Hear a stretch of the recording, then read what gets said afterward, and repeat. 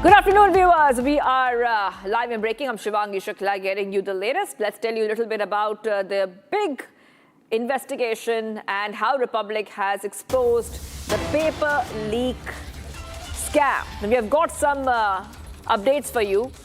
The Nashik connection is out in the NEET paper leak scandal. It has come to light that the accused Shubham Khainar was actually running a training center for the medical admission procedures.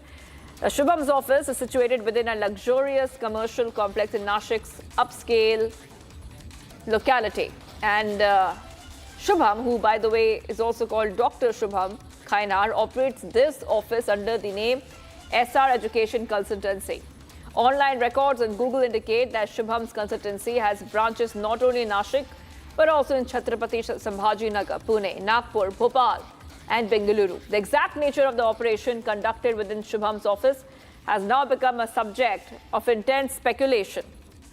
What appears, so this is the update coming in, where we see that this accused Shubham was running a very, very suspicious network. His office was situated within a luxurious commercial complex in Nashik's upscale area, and he was operating his office under the name SR Education Consultancy.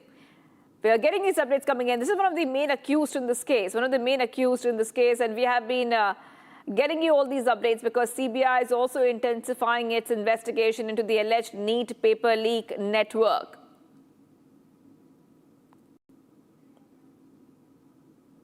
बचाया जा रहा है लोगों को तो बचाया जा रहा है उनको बचाया जा रहा है बचाया जा रहा है लोगों को तो बचाया जा रहा है उनको बचाया जा रहा है बचाया जा रहा है लोगों को तो बचाया जा रहा है उनको बचाया जा रहा है बचाया जा रहा है लोगों को तो बचाया जा रहा है उनको बचाया जा रहा है बचाया जा रहा है लोगों को तो बचाया जा रहा है उनको बचाया जा रहा है बचाया जा रहा है लोगों को तो बचाया जा रहा है उनको बचाया जा रहा है बचाया जा रहा है लोगों को तो बचाया जा रहा है उनको बचाया जा रहा है बचाया जा रहा है लोगों को तो बचाया जा रहा है उनको बचाया जा रहा है. Okay, so we see this is Dr. Shubham Khainar. He is somebody who has also apparently never finished his medical degree. He's built a counseling business on students' dreams, allegedly selling leak papers for a huge amount of money. And we will, of course, try to go across to our reporters in a short while from now to really understand what the latest is. But speaking specifically about Shubham, the Magistrates Court in Mumbai has granted a 2-day transit remand of NEET paper leak accused Shubham Khainar to the CBI. Okay, now we can see this is the consultancy service that Shubham was operating. So there you can see those pictures which are coming in on your screen because it's come to light that the accused Shubham was actually running a training center for medical admission procedures. And as you can clearly see, this is called SR Education Consultancy. Now, in those pictures, which are by the way exclusive only on Republic TV, you can see that this consultancy is now closed. This is the SR Education Consultancy, and it says, we help students for career. But he was running a very nefarious operation there, selling leaked papers for a huge amount of money. One of the main accused in the NEET paper leak case. He was running his office under the name SR Education Consultancy.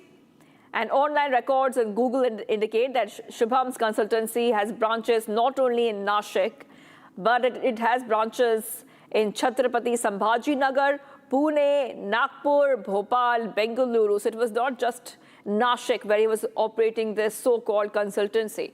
He was operating this consultancy in other areas such as Pune, Nagpur, Bhopal, Chhatrapati Sambhaji Nagar, all these places. Now, the exact nature of the operations conducted within Shubham's office has now become a subject of intense speculation. What was he doing inside? What was really happening in this consultancy? Because he's one of the main accused in this case. He was running a center, and that is the pictures of the training center, so-called training center that the accused was running. So this is the Nashik connection in the NEET paper leak scandal.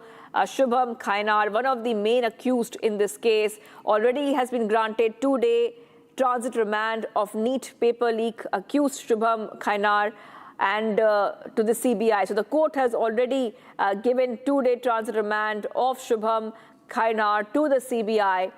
Remember, the crime branch had detained Khainar following a request from Rajasthan police. He was produced before a magistrate's court where the CBI sought his transit remand so that he could be taken to Delhi for further investigation. So this is Shubham Khainar. He was running a training center, exclusive pictures coming in on Republic TV. Now, we know that CBI has submitted to the court that the involvement of other persons from the states cannot be ruled out at present, but the custodial interrogation of Khainar was required. So one of the main accused is Shubham Khainar. The court has agreed to send Khainar to a 2-day transit remand. So we are seeing that this is just one accused in this case. There are many more, I repeat, there are many more accused in this case. We will be getting our viewers all those updates. We're trying to go across to our reporters as well. We have Revati joining us live from Sambhaji Nagar. Revati, now, you know, we just showed those pictures of the so-called training center of Shubham, and he had other branches. He also had a branch in Sambhaji Nagar, Revati. Right, as you rightly mentioned, that one of the main accused in NEET paper leak scandal, Dr. Shubham Khainar, he himself is a doctor, and yet he is one of the main accused in the NEET paper leak scandal. The most important development in this particular matter is that he used to run a training center not only in Nashik but Pune, Chhatrapati Sambhajinagar, and he had many other branches as well. The most important thing here to be noted is that he has a medical background, that he himself is a doctor, a BAMS doctor. His father is also a doctor and his brother runs a medical shop. So coming from a medical background, he started medical training center who would give training to various medical aspirants in Maharashtra, and they would sought help. They would seek help actually from him. And then he would approach these students, and then he would try to sell PDF. I would like to repeat that he would sell these PDF. He first received this PDF obviously in a high definition format, and then he tried to sell it. He bought it for 10 lakh rupees and then he tried to sell it for 15 lakh rupees. And that's how, through training center and of course by approaching various coaching centers, he would try to sell those PDFs which he got to leak the NEET 2026 examination paper. And more probe is set into this matter, and as you rightly mentioned that there are very high possibilities that there might be more arrests in this particular matter, because scrutiny of who are all involved and who all were approached is currently underway by the CBI. Over to you. All right, well, thank you for getting those details. I will be coming back to you for more on this story, as Republic has conducted a multi-state investigation, and right here, viewers, will get all the top updates coming in. Now, let's move ahead to the other stories we're tracking.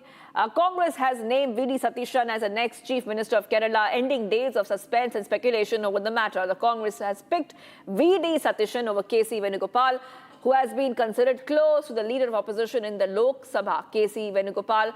In fact, we'll get you all those updates. In fact, V.D. Satishan had thanked K.C. Venugopal for helping UDF win in Kerala. Let's have a look at this report as we tell you what is happening.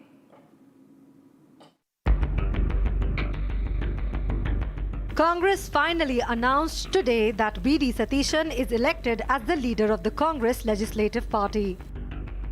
10 days of whisper, waiting and political chess finally came to an end on Thursday.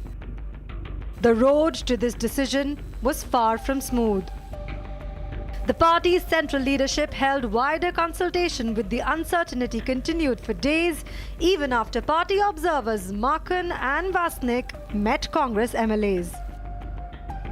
The Congress Legislature Party had met in Thiruvananthapuram on May 7, 2026, and had unanimously resolved to authorize the Congress President to appoint the new leader of the CLP in the state of Kerala.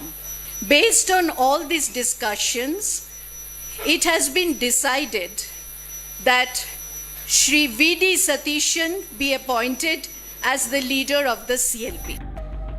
It's a historic footnote that the LDF's defeat in Kerala marks the first time in 50 years that no state in India has any communist party in power.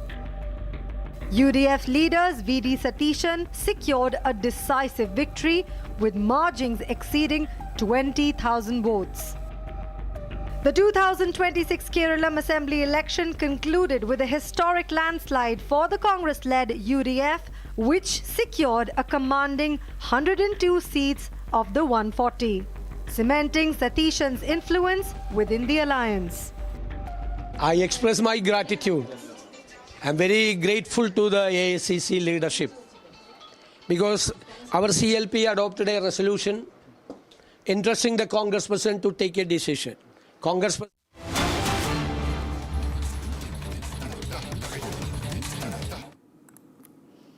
Okay, let's go straight across to pictures coming in. This is the other big headline which is making news all over the world. This is the historic meeting, Trump and Xi meeting, and we will get our viewers all the updates coming in. So this is a big update coming in on Republic TV, where we have cut live to pictures of President Trump and Xi Jinping.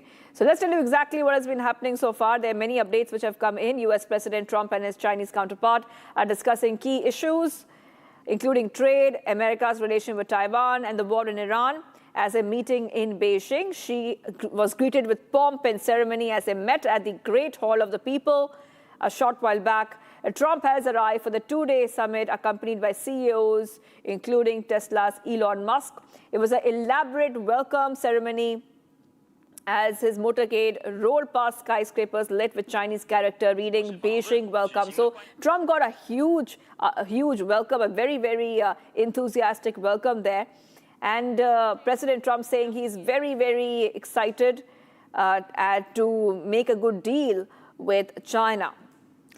So big updates coming in here, viewers of Republic TV. US President Trump and Chinese leader Xi Jinping holding a meeting in Beijing. The White House said they had a very good meeting in Beijing.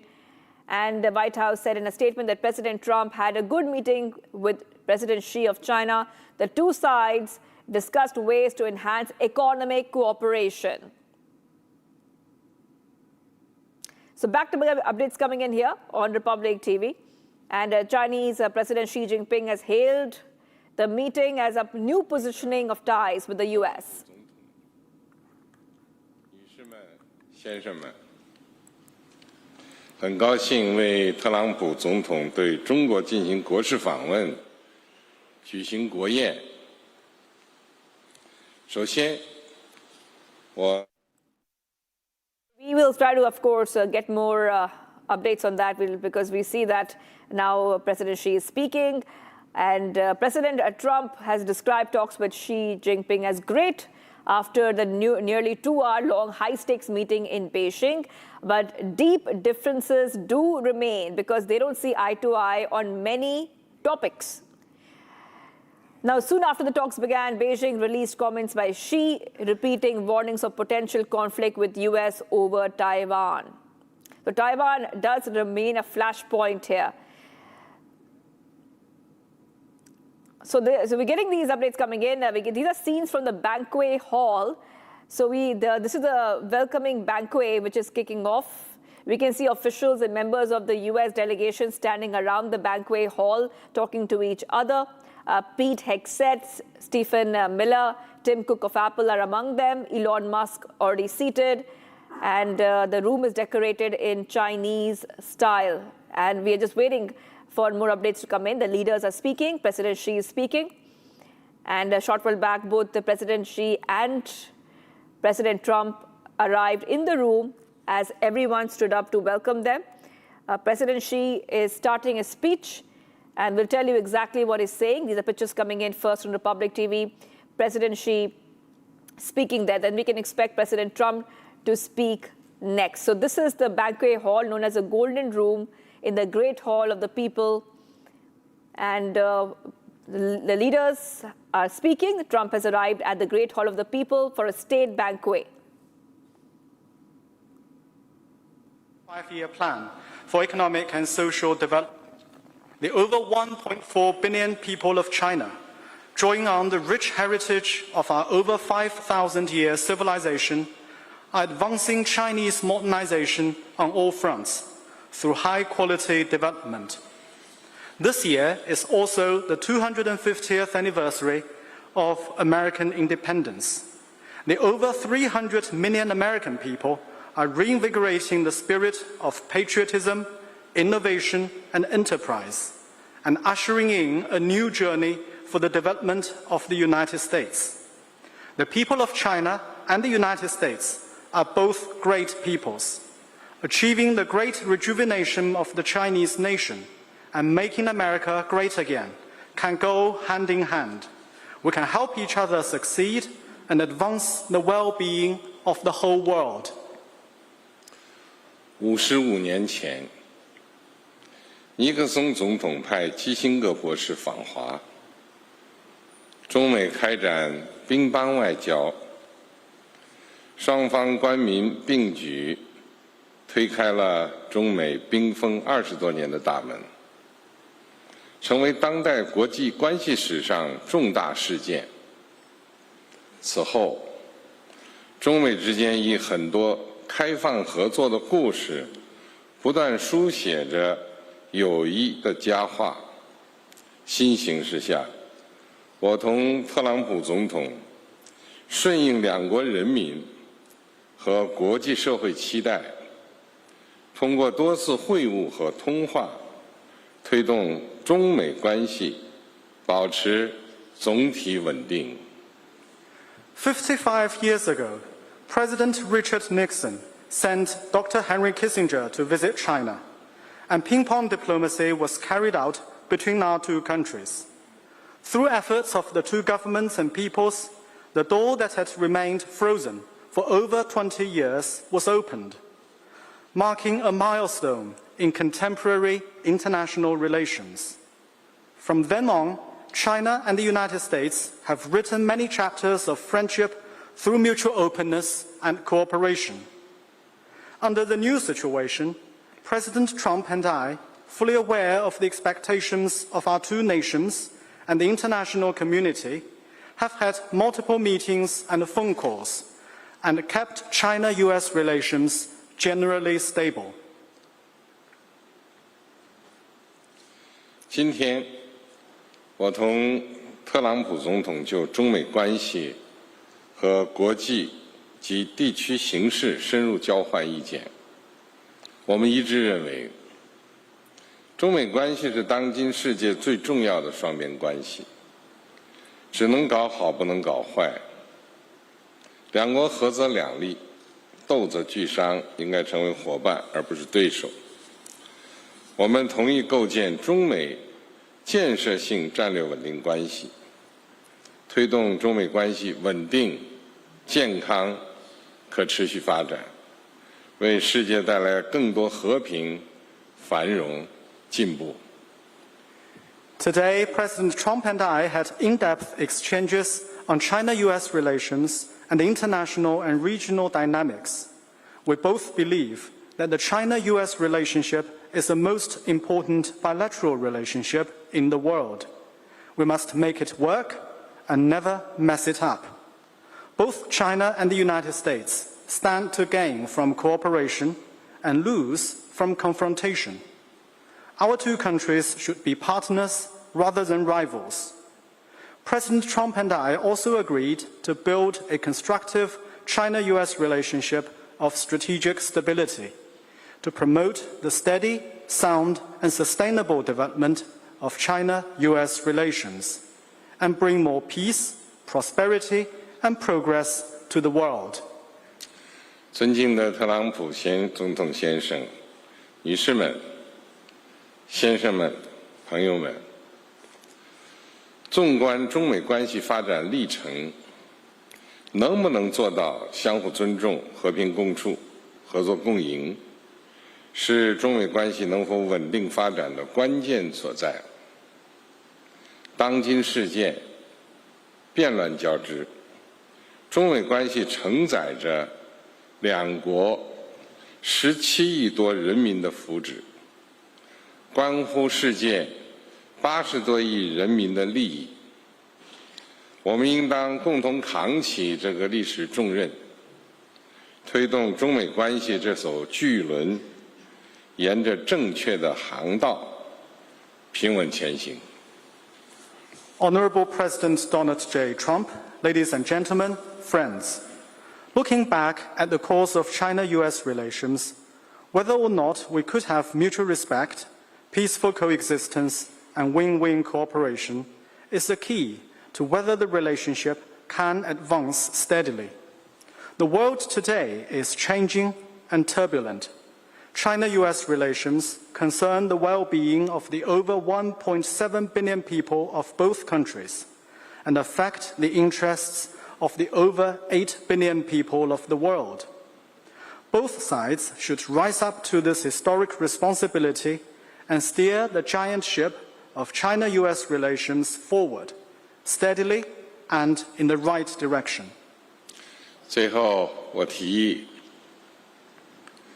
为中美两国发展繁荣和人民幸福，为中美关系的美好未来和两国人民的友谊，为特朗普总统以及在座的各位朋友的健康干杯。Now please join me in a toast to the development and prosperity of China and the United States and the well-being of our people, to the bright future of China-US relations and the friendship between the two peoples, and to the health of President Trump and all the friends present. Cheers. 干杯。Cheers.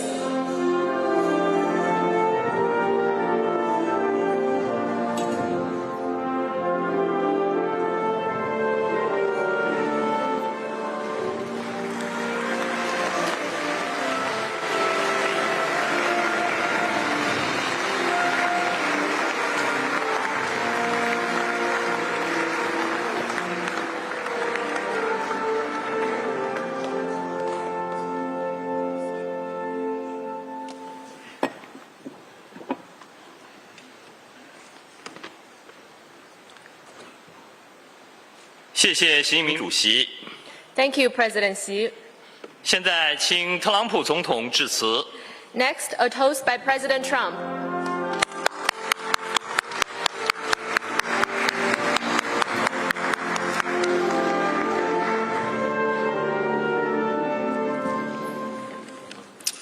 Well, thank you very much. This is a great honor. It was a fantastic day. And in particular, I want to thank President Xi, my friend, for this magnificent welcome. And it really was a magnificent welcome like none other.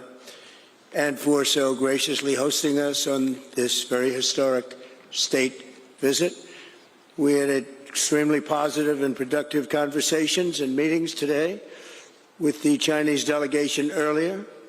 And this evening is another cherished opportunity to discuss among friends some of the things that we discussed today, all good for the United States and for China, and it was a great honor to be with you. Please.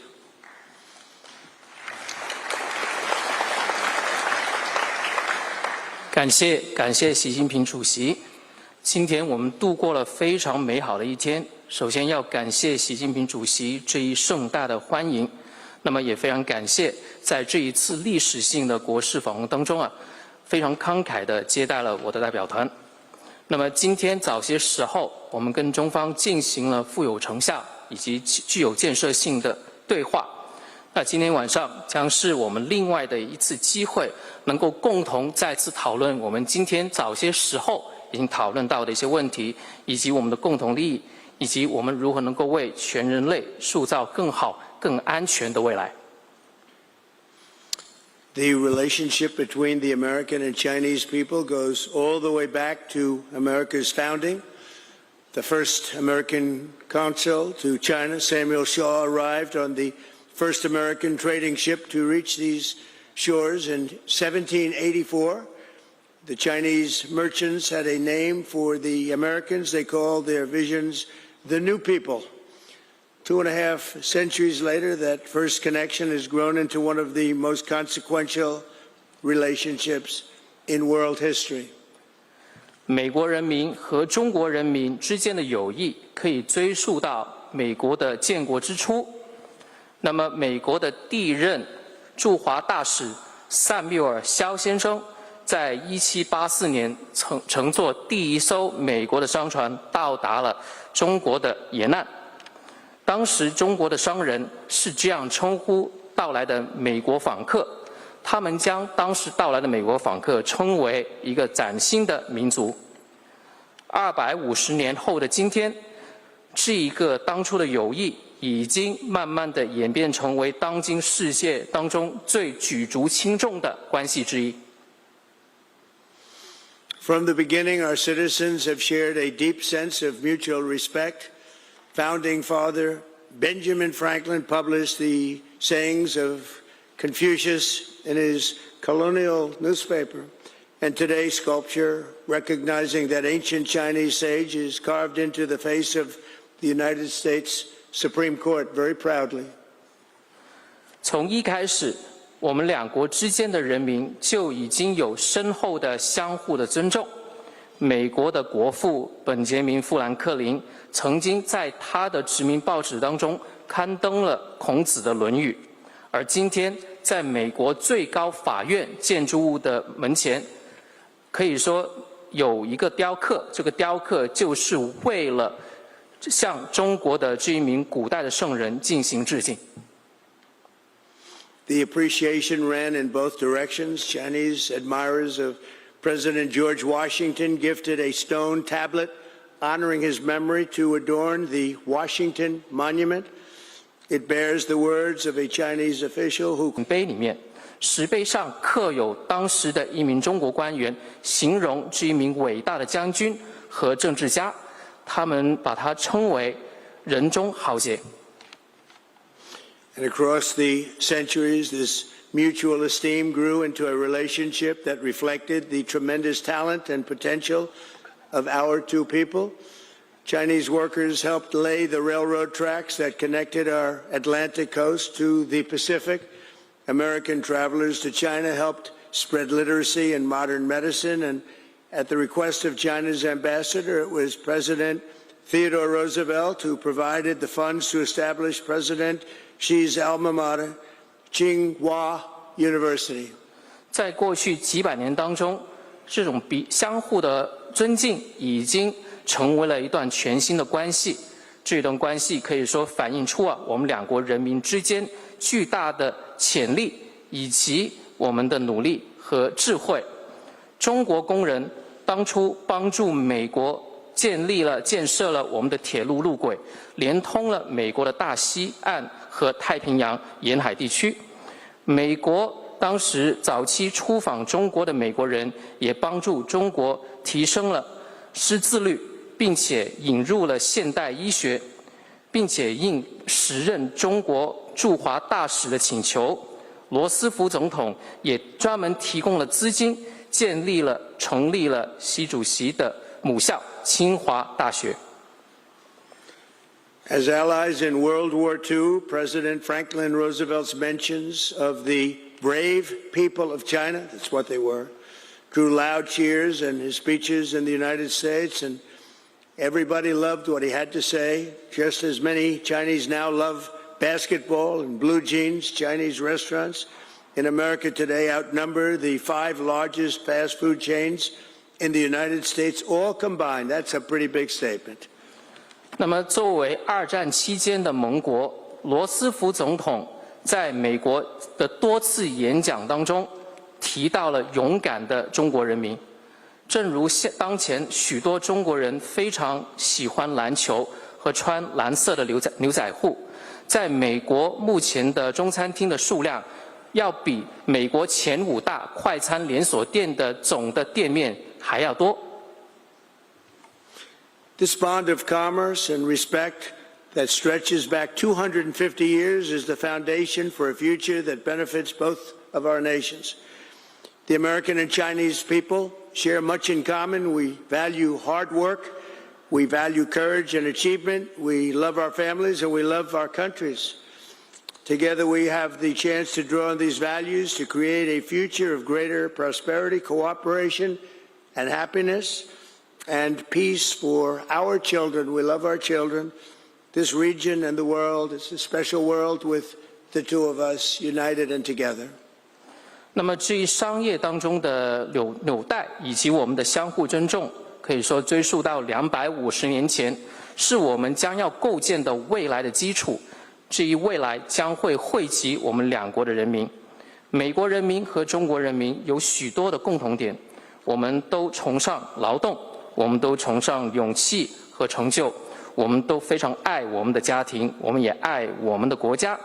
我们两国一道，我们将有机会基于我们共同的价值观，创造出一个更加繁荣、基于合作、幸福、和平的未来，为我们的子孙、为本地区以及全世界造福。Thank you again, President Xi, for this beautiful welcome. And tonight it is my honor to extend an invitation to you and Madam Peng to visit us at the White House this September 24th. And we look forward to it. And I'd now like to raise a glass and propose a toast to the rich and enduring ties between the American and Chinese people. It's a very special relationship, and I want to thank you again. This has been an amazing period of time. Thank you, President Xi. 那么再一次感谢习主席，感谢这一美好的欢迎。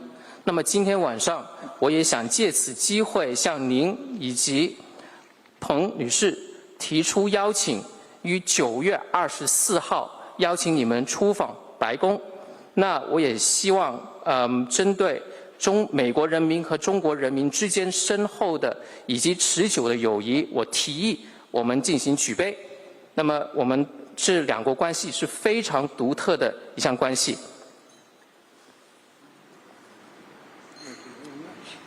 Thank you, everybody. 感谢。Thank you, everybody, very much. 感谢。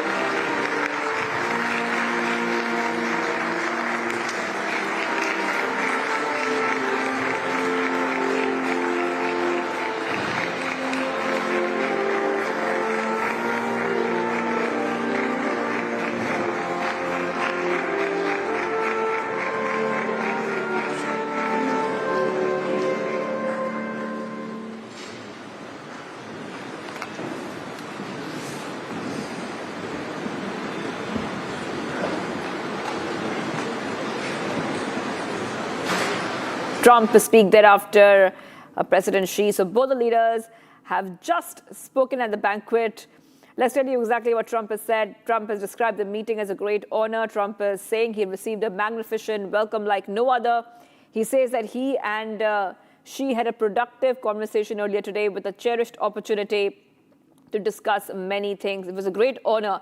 This is what Trump has said. He has invited Xi to visit the United States. Trump closed his speech with an invitation to Xi to visit the White House on 24th of September. So that's a big takeaway, where we see that Trump inviting President Xi to the United States. Coming in the backdrop, just after Xi spoke, Xi has also spoke about China-US relations, saying that they're the most important in the world.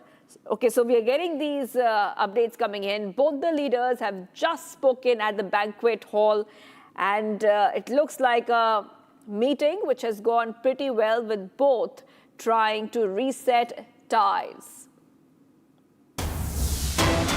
Getting you more updates coming in, viewers on Republic TV. Let's move ahead to some of the other stories we're tracking.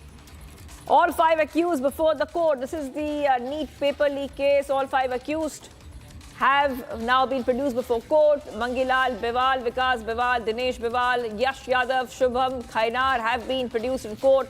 A special judge, Ajay Gupta, All 5 accused have been produced in court. So back-to-back updates coming in here on Republic TV.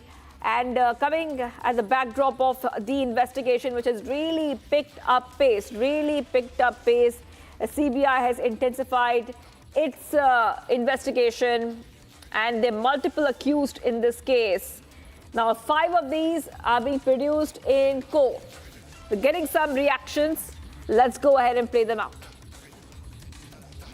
बचाया जा रहा है, लोगों को तो बचाया जा रहा है, उनको बचाया जा रहा है, बचाया जा रहा है, लोगों को तो बचाया जा रहा है, उनको बचाया जा रहा है, बचाया जा रहा है, लोगों को तो बचाया जा रहा है, उनको बचाया जा रहा है, बचाया जा रहा है, लोगों को तो बचाया जा रहा है, उनको बचाया जा रहा है, बचाया जा रहा है, लोगों को तो बचाया जा रहा है, उनको बचाया जा रहा है, बचाया जा रहा है, लोगों को तो बचाया जा रहा है, उनको बचाया जा रहा है, बचाया जा रहा है, लोगों को तो बचाया जा रहा है, उनको बचाया जा रहा है, बचाया जा रहा है, लोगों को तो बचाया जा रहा है, उनको बचाया जा रहा है. All right. Remember that we are getting all these updates coming in as the Republic is also continuing its multi-state investigation. Republic has infiltrated the Telegram groups where the paper was shared, and Republic is getting you back-to-back updates on the NEET paper leak, really trying to understand that which are the players involved to bring accountability. Now, latest coming in that the probe is underway in the NEET paper leak case, and 5 of these accused are being produced in court very, very shortly. Getting you back-to-back updates coming in. Serious allegations on the NEET question paper leak have surfaced. We also understand that the Republic has got explosive details and screenshots of conversations that point to organized attempts to sell the paper. Let's put out some of those conversations and screenshots. You can see them right over there coming in for you. And clearly looks like the papers are being sold there. Remember that the NEET papers, the guest paper, the papers were being sold for an absurd amount of money. So one message says, soon I shall upload full paper, kindly note that. So the explosive details are out on Republic TV, the screenshots of conversations that point to there was an organized and corrupt attempt to sell the paper.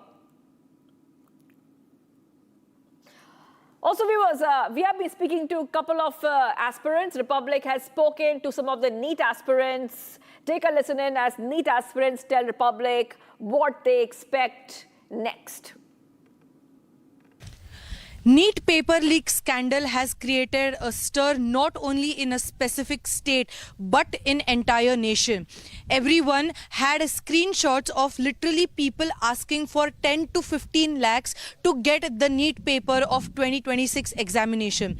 First, many students came up with this, but no one believed them. And one such example is here with me right now. I have Deepak Patil with me, who is a second-year MBBS student, but he appeared for 2026 NEET examination, and the reason behind it is that he is a mentor. He does mentorship to various students in medical field for the NEET examination. But the most shocking part of this very case is that students approached him, and then they told him very shocking details. And today, exclusively on Republic, we are going to see that what exactly students told him. Deepak ji, सबसे पहले तो मैं आपका शुक्रिया अदा करना चाहती हूँ कि आप ये जो बहुत ही महत्वपूर्ण मुद्दा है उस पर आप बात कर रहे हैं. तो सबसे पहले आप मुझे बताइए कि आपके साथ क्या हुआ इस एग्जाम सेंटर पे. मैं 3 मई को एग्ज़ाम देने गया था. मेरा सेंटर लातूर के अंदर मारवाड़ी स्कूल बोल के, राजस्थानी मारवाड़ी स्कूल बोल के है. मैं पेपर देने गया. मैं एग्ज़ाम देने इसलिए गया था कि सिर्फ मेरा एक उद्देश्य था कि नीट के एग्ज़ाम जो दे रहे लड़के, उनकी मेंटालिटी क्या है, उनका प्रेशर क्या है, मतलब वो मैं उनसे जान सकूं. फिर मैंने उनसे एग्ज़ाम के पहले ही बातचीत की और एग्ज़ाम के बाद भी बातचीत की. बातचीत के दौरान मुझे जब एग्ज़ाम हुआ तो एक लड़के से मैंने क्वेश्चन पूछा जो मेरे हॉल के अंदर मेरे पीछे बैठा था. मैंने उसको बोला एग्ज़ाम कैसा गया. फिर उसके बाद उसने मुझे बोला कि वो पेपर मेरे पास पहले ही था. बट मुझे शॉक लगा, मुझे लगा ये कुछ भी बोल रहा है. बट मैं थोड़े आगे जाता हूँ, मैं उससे बातचीत करता हूँ, और तो मुझे अंडर पैंट से 2 A4 शीट्स निकालते हैं वाइट. उसके ऊपर डायरेक्टली पूरे आंसर्स लिखे हुए थे. बायोलॉजी, फिजिक्स, केमिस्ट्री, पूरे आंसर्स डायरेक्टली उसके ऊपर आंसर्स लिखे हुए थे. मैं वो देख के शॉक हो गया. और जैसे मैं 5:10 तक वो मुझे बताया, उसके बाद मैंने सोशल मीडिया पे ये डिक्लेयर कर दिया कि पेपर लीक हो चुका है. अनफॉर्चुनेटली मैं उसका फोटो नहीं निकाल पाया. बट मैंने सोशल मीडिया पे डाल दिया। वो सोशल मीडिया पे डालने के बाद मेरे पेज पे वो ज़्यादा वायरल हो गई पोस्ट, और मुझे ऐसे मैसेजेस प्राप्त हुए कि लोग खुद से आके आगे आके बोल रहे कि हमको भी ऐसा मैसेज आया था, हमको भी ऐसा पैसा डिमांड किया गया था, बट हम कुछ कारण से नहीं दे पाए। ऐसे बहुत सारे स्क्रीनशॉट्स है। पहले हम आगे जाने से पहले ऐसा मैसेज आया था, मतलब क्या मैसेज आया था? ये आप देख सकते हैं इधर, 6 अप्रैल को मुझे एक मैसेज आया था, जो मैं मेंटरशिप प्रोवाइड करता हूँ स्टुडंट्स को 100% फ्री। वो जूनियर मुझे अप्रोच किया और मुझे वो बताते हैं की मी तुम्हाला हे खूप ट्रस्ट ठेवून सांगते आहे, तुम्ही कोणालाच नका सांगू। माझ्या पप्पाच्या स्टाफला एक सिस्टर आहे, नर्स आहेत त्या, आणि त्यांनी मी या पेपरमध्ये काम करतो नीटच्या एक्झामिनेशनमध्ये, आणि मी तुम्हाला पेपर देतो, तुम्ही मला पैसे द्या, अशी मागणी काही लोग करत आहेत। तो जूनियर ती मला मैसेज करून सांगते कि मैं इसके ऊपर ट्रस्ट करूँ या नहीं। फिर मैंने उसको बोला कि नको करूँ, मतलब ये ट्रस्ट करने लायक नहीं, इट्स फेक, 100% फेक। तो उसने आगे भी लिखा है कि वो 1 ईयर से मेरे से संपर्क के अंदर है, मेरे पापा के जिधर मेरे पापा काम करते उधर मेरे संपर्क के अंदर है, और उन्होंने 50K पैसे ऑलरेडी लिया भी है। ये आप लाइव स्क्रीनशॉट ये 50K किससे लिया है उन्होंने पैसे? जो स्टूडेंट है जो अभी नीट देने वाला है, उसके पापा से लिए है। ओके, यस, ये वो स्टूडेंट बात करिए जो इस साल नीट का एग्जाम है कि ये मैं उसके ऊपर ट्रस्ट करूँ कि नहीं, एज अ मेंटी मैं उसका मेंटर हूँ, मुझे बता रही है कि वो मैं उसके ऊपर ट्रस्ट करूँ या नहीं, या पढ़ाई करूँ। ये बात है। तो before we move forward, the message which was received by Deepak Patil is the translation of that very message is that because as he mentioned earlier, he is a mentor, he does mentorship to various medical field students. One particular student approaches him and then she says that there is one guy in her staff where her father works. From that very staff, a person is approaching her. He's saying that I have paper, you can pay me for that, and then he's being constantly in contact with her from last 1 year.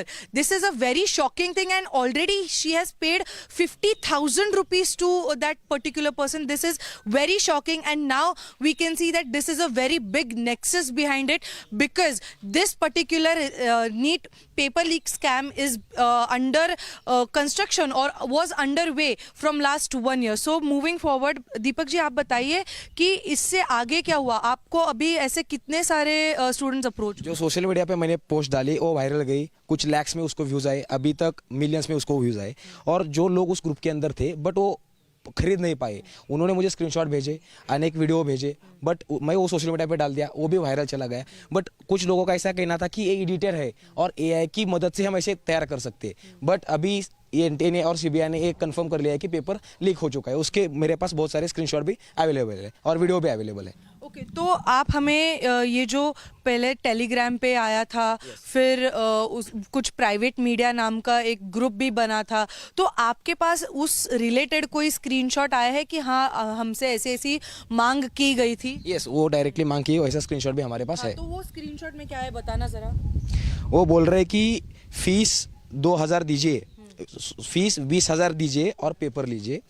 जो paper bye नहीं कर रहे हैं वो 101% NEET crack नहीं कर सकते, उम्मीद ही मत करना, ठीक है। और कुछ स्क्रीनशॉट ऐसे है कि मतलब बिफोर पेपर 30K देना, आफ्टर पेपर 70K देना, और ये जो चैट से मतलब रिसेंट एग्जाम के 1 हफ्ते पहले है, मतलब पहले तो उन्होंने पेपर लैक्स में भेजा, अभी वो 1 लाख पे आ गए, पहले 10 लाख भी 15 लाख में भेजा, अभी 1 लाख के अंदर आ गए। उनका एक ही मकसद है, पैसे कमाना है। और उसके अंदर 2 टाइप के स्कैम हुए, जो लोग सच में पैसे लेके पेपर लीक भी कर चुके, वो पेपर सही था, और कुछ लोगों से ऐसे पैसे लिए गए मैं पेपर दूंगा बट वो पेपर फेक था।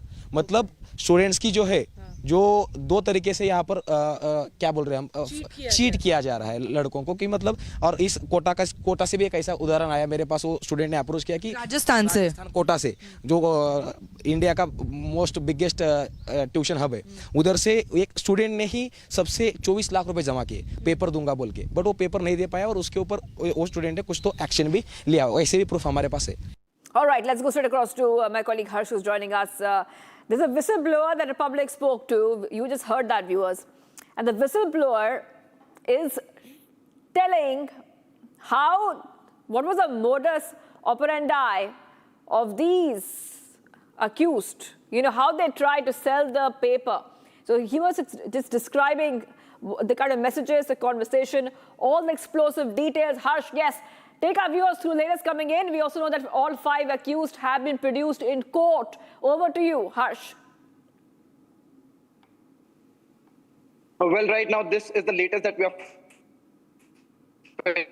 saying, that the 5 key accused in the NEET paper leak have now been presented. In fact, here this is a special hearing by CBI. Now, CBI has presented all of these 5 accused in this hearing. Now, let me also read out the details of these individuals who have been presented before this special court in Delhi.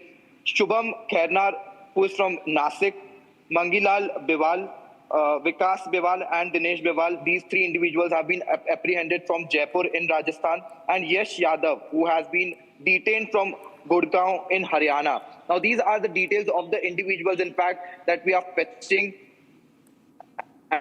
And these are, in fact, the very individuals who are involved in this paper leak and are now being presented before a special court by the Central Bureau of Investigation at the Rouse Avenue Court in New Delhi. This is a special hearing that has been organized, and all of these individuals who have been detained by the Central Bureau of Investigation are now being presented before the court.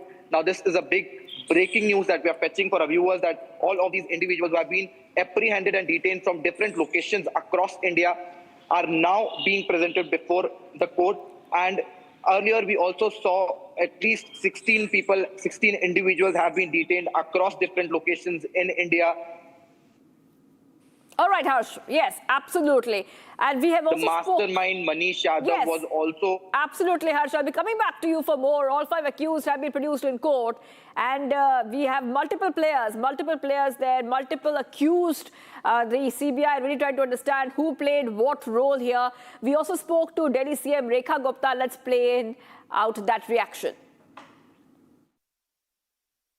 सभी agencies अपना काम कर रही है, सरकार अपना काम कर रही है, और मुझे लगता है कि अरविंद केजरीवाल जैसे लोग जो हर विषय का राजनीतिकरण करते हैं, उनको इस बात को समझना चाहिए कि देश के युवाओं को जिस तरीके से आप गुमराह कर रहे हैं, आपने ना कभी अपने समय में सत्ता सरकार को ठीक से चलाया। आज भी आपके पास पंजाब है जहां पे युवा नशे में लत होकर के, आपके मुख्यमंत्री नशे में लत होकर के घूमते हैं। आपके पास उन पे बात करने के लिए समय नहीं है, परंतु आप देश के हर एक ऐसा विषय जो कि बहुत ही संवेदनशील है, उस पे ऊल जलूल बातें जब करते हैं तो उनको सच में हम सब जनता ये कहना चाहती है कि आप कृपया करके देश के युवाओं को गुमराह करने की कोशिश ना करें। And viewers, also the big story we're tracking, which is happening here in the national capital, foreign ministers are meeting. Iranian foreign minister Abbas Araghchi says that these crimes and the Western silence they are met with can only take place if there is a sense of impunity. So Iran urges BRICS to condemn US-Israel for the war which is continuing. And he continues to say that that false sense of entitlement must be shattered by all of us. Iran therefore calls upon BRICS member states and all responsible members of the international community to explicitly condemn violations of international law by the US and Israel, including their illegal aggression against Iran. A member of the BRICS prevent the other politicalization of international institutions and take concrete steps to halt war mongering. So essentially, Iran is urging the BRICS to condemn the US-Israel for the situation that is unfolding when it comes to the war. I will just go ahead and play out what the foreign minister of Iran had to say.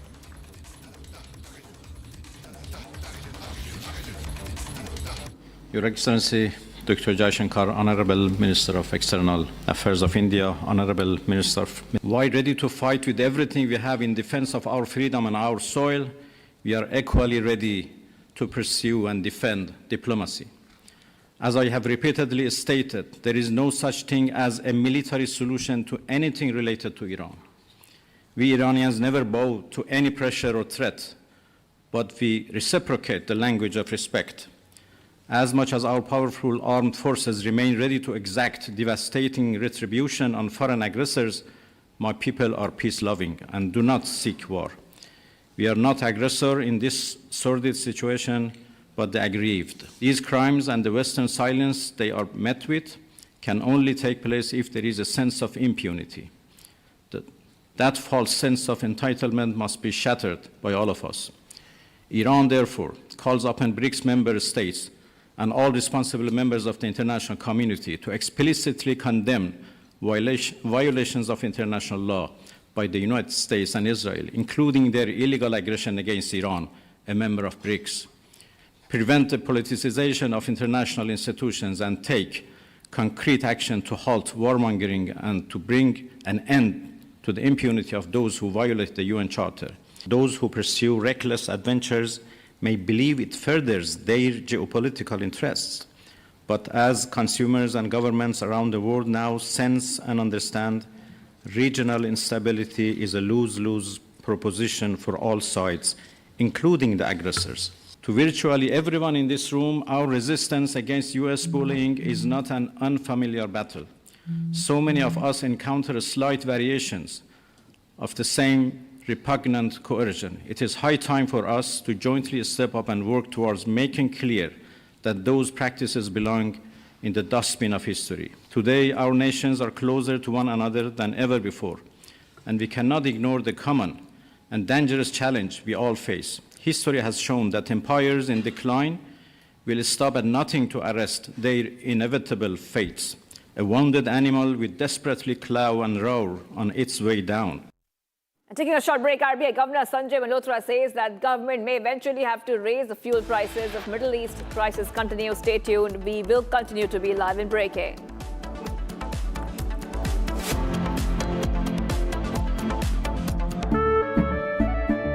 केसरिया से मन जोगी हुआ रे दिल झूमे देखो मतवारा हुआ रे केसरिया से मन जोगी हुआ हर पल मनाओ केसरी त्योहार विमल बोलो जुबान केसरी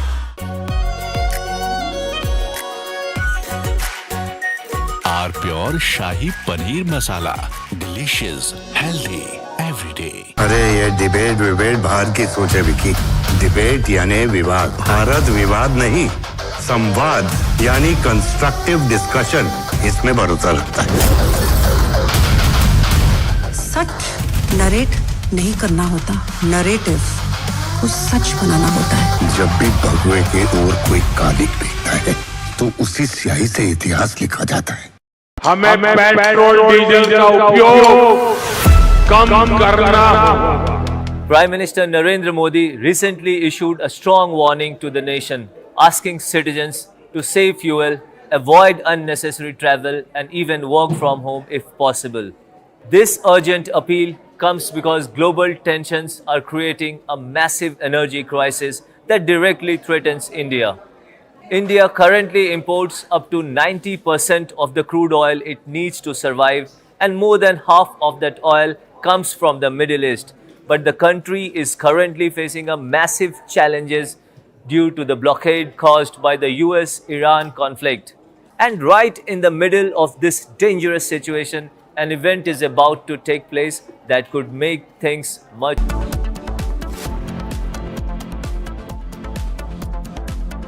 रानी, इस घर में कुछ है जो टूटता नहीं। ये पिलर कभी नहीं टूटेगा। रुंगटा स्टील टीएमटी से बना। रुंगटा नहीं तो घर स्ट्रॉन्ग नहीं। रुंगटा स्टील टीएमटी बार एकदम सॉलिड। आर प्योर सूजी पास्ता उबालो मिलाओ और खाओ 8 मिनट में तैयार। क्या टेस्ट है सबका राजा आर प्योर मसाला। कोई ग्लोबल ऑर्गेनाइजेशन नहीं है, इट्स अ टेरर मशीन। अगर हम टेररिस्ट होते तो टेररिस्ट हमें क्यों मारते? आरएसएस ने बाबरी मस्जिद तोड़ी और आरएसएस वायलेंट है। वो तब गिरा जब इस देश के बहुसंख्यक समाज का विश्वास टूट गया। आप लोगों ने तो देश चलाने का दावा किया है, लेकिन आप लोगों का ना कोई हिसाब है ना कोई किताब। ये चोट निशान छोड़ेगी। चमकी चाट से क्या बना है? आलू चाट या फ्रूट चाट, स्वाद बनाए चमकी चाट। क्या बात है? स्वादिष्ट पकोड़े और फरसान, अरे चमकी चाट है इसकी जान।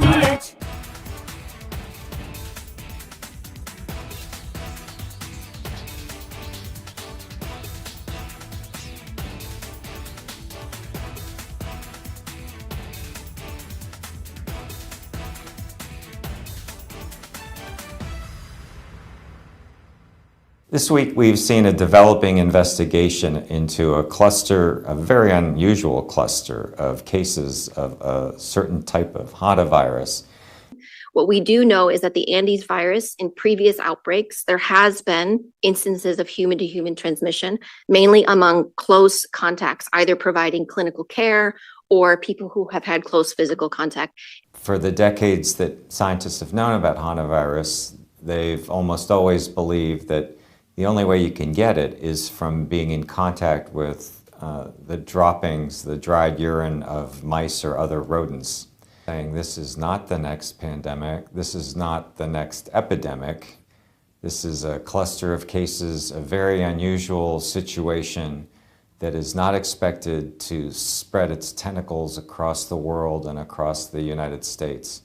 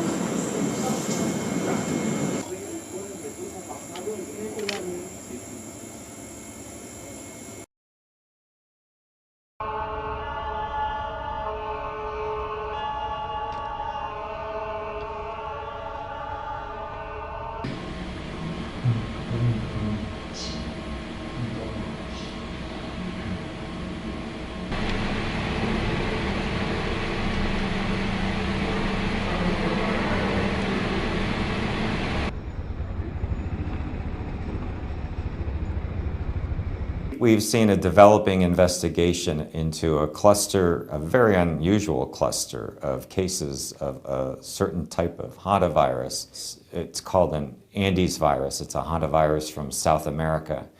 And it's the one type of hantavirus that scientists suspect may be able to spread from person to person. For the decades that scientists have known about hantavirus, they've almost always believed that the only way you can get it is from being in contact with the droppings, the dried urine of mice or other rodents. Different viruses have different abilities to spread. Some, like measles, can spread like wildfire. Others are harder to spread. You have to be in very close contact with someone who's very sick, who has a lot of symptoms. This hantavirus, if it's spreading from person to person, seems to be in that latter. Health officials say the general public does not need to be worried about hantavirus. It's still rare. Officials are saying this is not the next pandemic. This is not the next epidemic. This is a cluster of cases, a very unusual situation that is not expected to spread its tentacles across the world and across the United States. Well, investigators are still nailing down exactly what's going on. थोड़े में ज्यादा स्वाद यही तो है इसकी खास बात। वाओ मामा क्या स्वाद है? अरे मेरे राजा सबका राजा और प्योर मसाला केसरिया से मन जोगी हुआ रे दिल झूमे देखो मतवारा हुआ रे केसरिया से मन जोगी हुआ। हर पल मनाओ केसरी त्योहार। विमल बोलो जुबान केसरी। ये सब आप इसलिए कर रहे हैं ना सर, ताकि आप अपने आरएसएस को बचा सके। वैसे भी आप आरएसएस के बोपोई तो हैं। आरएसएस का सच है मेरी थीसिस, जो सालों से छुपाया गया है। But I am going to unmask the truth. Class अब शुरू होगी because the professor is here. ये जो भी हो रहा है, ये injustice, ये conspiracies, ये manipulation, अगर आप इसको terrorism नहीं कहेंगे तो फिर किसको कहेंगे? ये है मेरा आखिरी सवाल. This is my last question to you.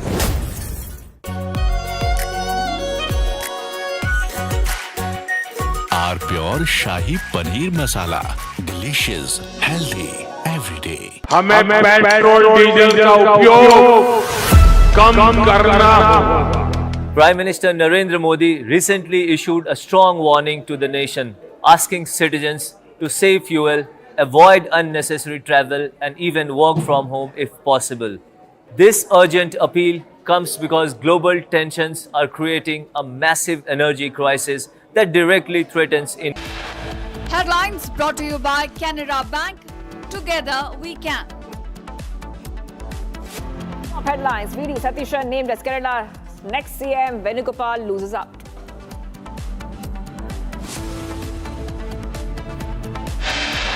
Government bans export of sugar with immediate effect till 30th of September.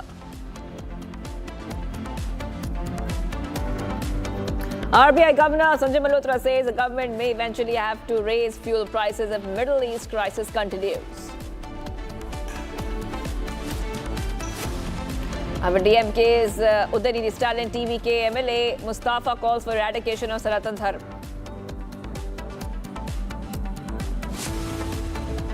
One of the accused in NEET paper leak case alleges that the big names have been shielded.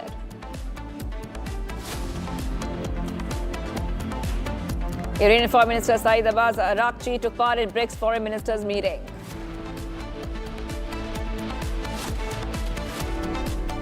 A woman was gang raped in a moving bus in Delhi. 2 have been arrested and the bus has been seized.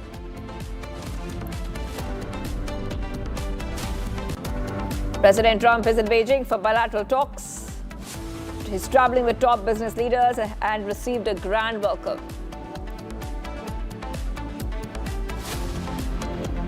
Over 100 killed due to storms in various parts of Uttar Pradesh.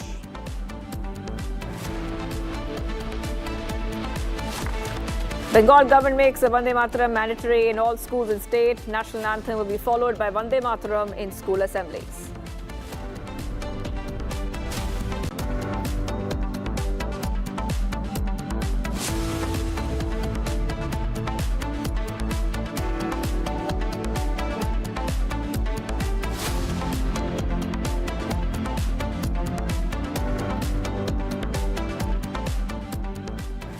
Good evening, you with Republic. The top focus today in the Pune angle of the NEET paper leak case. The crime branch has now detained Sanjay Waghmare. He's 46 years, a beautician who runs her own beauty parlor in Pune in Sukh Sagar Nagar. Now, investigations reveal 10 lakh rupees was deposited into her bank accounts from as many as 21 different accounts during the NEET examination period, suspected to be advance payment for the leak question papers. Along with her, there was a second-year engineering student, Omkar, from Wagholi, an Ayurvedic doctor from Junar, and Dhananjay Lokhande, also from Wagholi, under investigation for their involvement. I want to go across to Swarali to get more details. Police sources state that Waghmare has also admitted to knowing these people in the past. I want to go across. Swarali, what is it that you are picking up? 10 lakhs deposited from 21 accounts. Republic's exclusive access details on the NEET leak probe.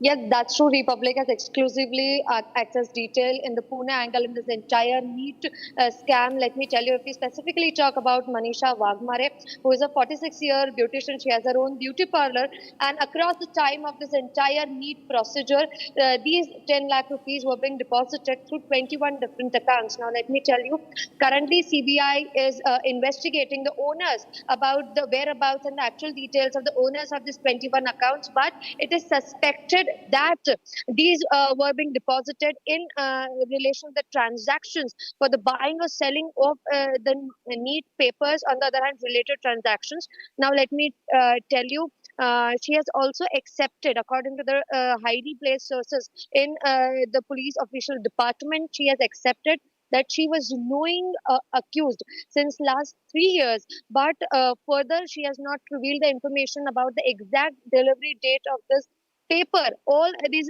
angles are being investigated right now, with Manisha Waghmare, Omkar, who is a second-year engineering student, is also being detained and investigated. On the other hand, Dhananjay Lokhande, who is Ayurvedic doctor, is from Junnar and is detained from Wagholi area of Pune, is also being detained, and all of them are being investigated right now. But this can be a major lead in this entire NEET scam.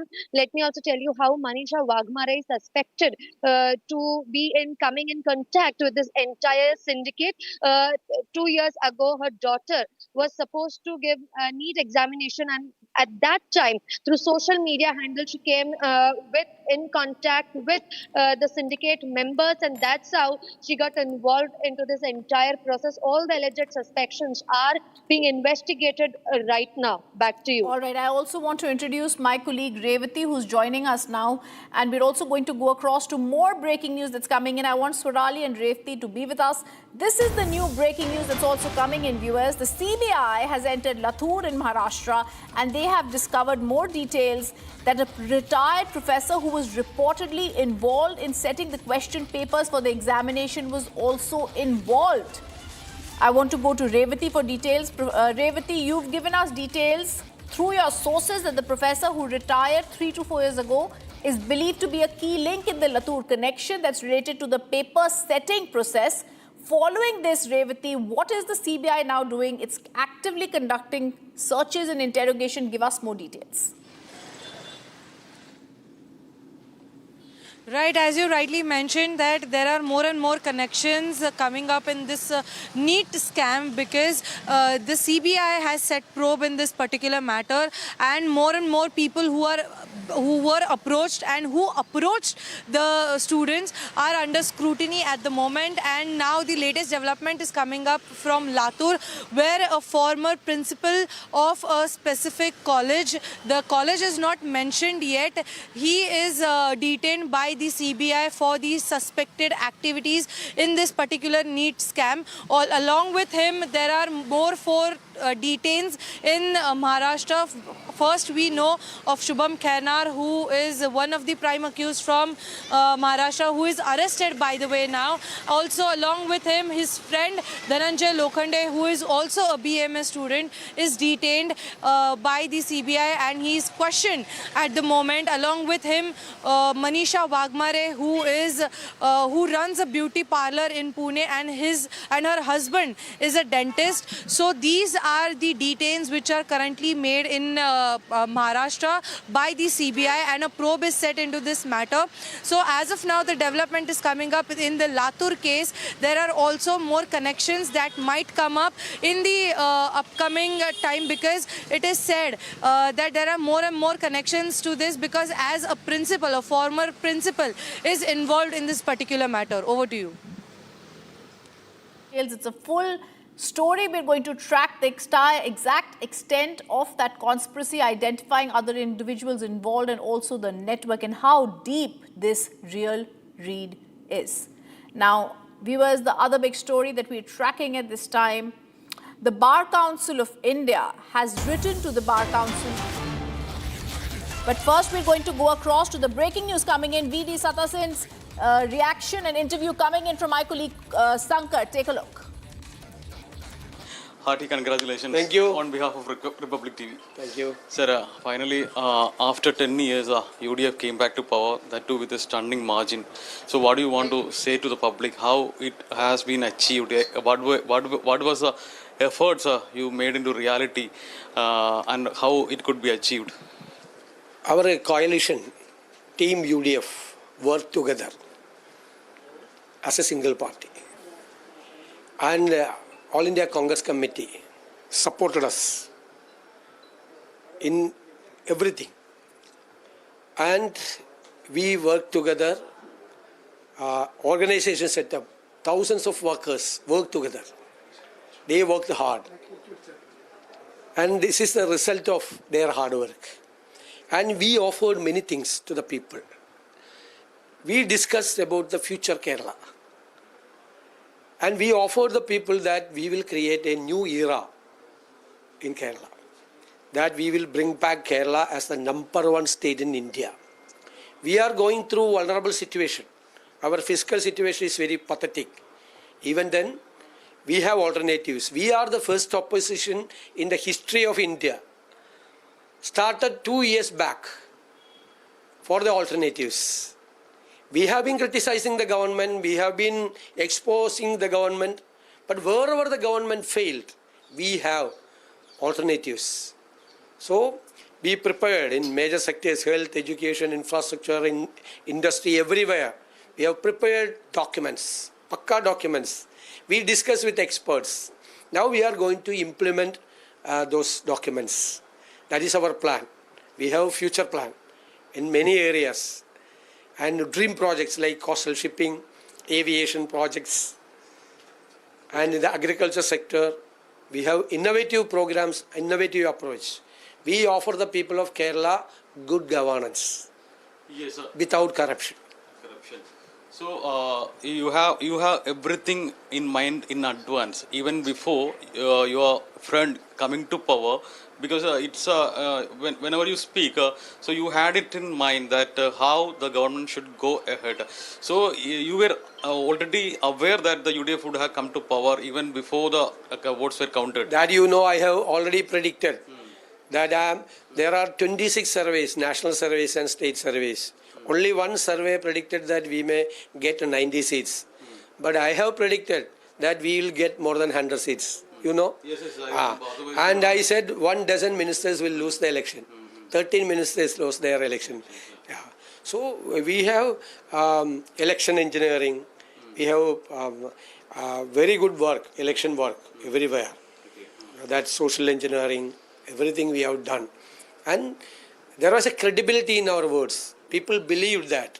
And we have taken a pakka, adamant secular stand without any compromise. Wherever, whenever some religious leaders started hate campaign, we spoke to them, stop it. Stop it, don't repeat it. Okay. What is the challenge you see ahead in the government, or challenges? Government is the fiscal situation. I have already told you in many sectors. For our allegation against government was the health Kerala is in ventilator. So we have to survive. Then brain drain is happening everywhere. Higher education is collapsed. And infrastructure development is going on, not going on. And the coastal area, the situation of people is very bad. And the agriculture sector, they are not getting minimum support price. They are in trouble. There is wildlife attack. So we have to take many steps. You have a number of things ahead to do, and you have on top of all, my another question is the votes were counted on May 4th, and there was a delay in fixing the CM. No, I don't think that this is a delay. This is a delay. Congress party is a democratic party. We convened our CLP meeting and adopted a resolution entrusting the Congress president to select the CLP leader. The Congress president and Sri Rahul ji, with the blessings of Madam Sonia ji, they started that democratic process. They have discussed with all the MLAs, all the MPs, all the working committee members, all the former PCC presidents, and many senior leaders. They even discuss with the cross-section of the people across Kerala. Where is it happening? In BJP, it is happening? No, somebody is taking decision somewhere. I am proud of that. My party has been doing a democratic process. Only after then they have finalized, they have taken a decision. In CPM it is not happening. In BJP it is not happening. No other party it is happening. In Congress party only. Will there be any Kadakapuratu when you go into that? That I am very humble. I cannot say. I am comparatively junior also. But and one more thing, sir. So this is the 10th or 11th day after the votes were counted. And there were in the beginning K.C. Venugopal's name in the forefront. But when we see the ground reality, a good number of people were coming out to the streets in support of you, and it exposed the kind of support and the exposure you had in the grassroots level. And how could you, I don't think that any other leader ever in the Congress party got such a support from the grassroots level. So what was the magic behind that? That I have been working hard. When I took over this position in 2021, our situation, what was our situation? We were only 41. Now it is 102. Then we won almost all the by-elections, parliament election, local body election. The people and party workers they have been observing all these things. And both the leaders are senior to me. They are my leaders also. Ramesh Chennathila was my senior leader. K.C. Venugopal is my contemporary. Even then he is my leader. Compared to them, I am junior. But party entrusted me this position. One controversial question: is Chennithala unhappy? No, nobody will be unhappy. We are all united. We will work together. We will work together. He is a senior person. He is a leader to me. He is a leader. He is my leader. We will discuss everything. Okay. And about the CLP meeting? That it has to be convened at 5:35. Taking ceremony? We are waiting for the observers coming from Delhi. Okay, sir. Okay. All the best, sir. Thank you. Thank you.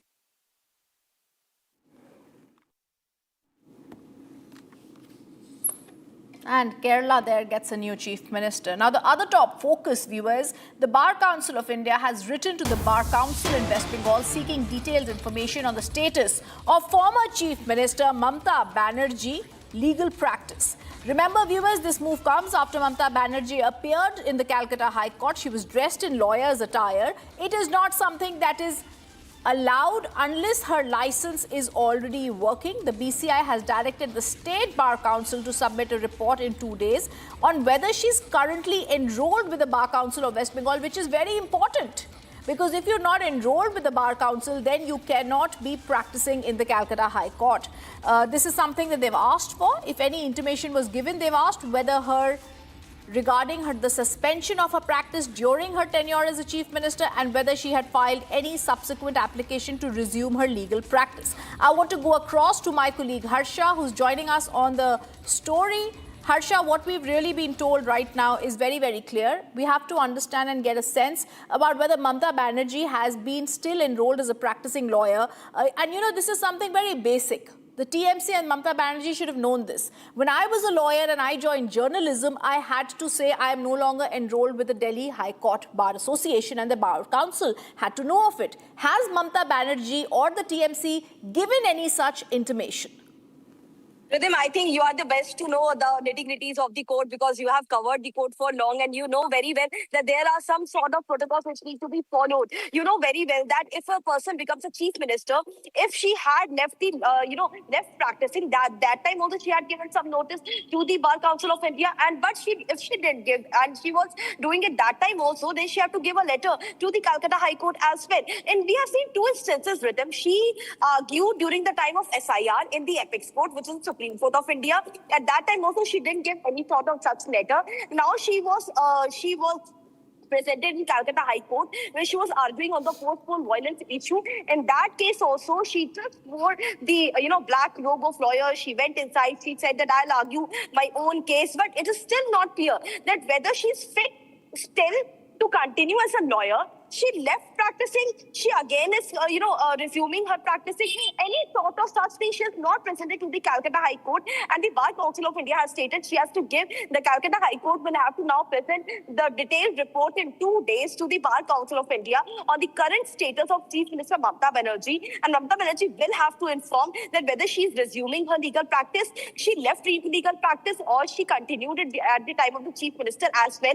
So all details had to be mentioned written in the detailed report which the Calcutta High Court will be submitting to the Bar Council of India, because she will be present inside the Calcutta High Court, not today, but again as well for the argument which she will put forth in the case of the postponed violence of the issue petitioner has been filed in the Calcutta High Court. Back to you. All right, thank you, Harsha, for giving us those details. We're going to continuously track whether Mamata Banerjee, in fact, has been seen as a lawyer. Now, viewers, we're going to tell you a horrifying incident in the national capital that once again raises serious questions over women's safety in Delhi. A woman has been gang raped inside a sleeper bus by the driver and the conductor. The incident took place in Delhi's Rani Bagh. Both accused are arrested. The bus in the crime has been seized. The incident, however, reminds us once again of the shocking Nirbhaya incident in 2012. Take a look at this report.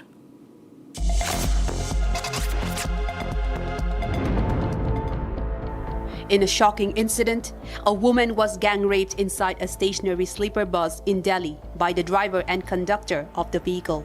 The incident took place on the night of May 11 in Delhi's Rani Bagh area. The survivor was returning home from work when the bus stopped near her. The woman approached a man standing at the bus door to ask for the time. She was then allegedly forced inside the bus. The accused drove the vehicle towards Nangloi, and sexually assaulted her. The survivor later approached the police, following which an FIR was registered at Rani Bagh police station. Delhi police have arrested both the accused, bus driver and the conductor. The bus has also been seized and the investigation is now underway.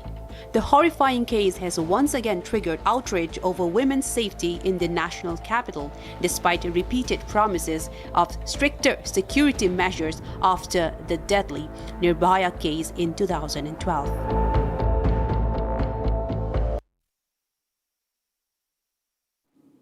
Coming up after a short break, RBI Governor Sanjay Malhotra has said the government may eventually have to raise fuel prices if Middle East crisis continues.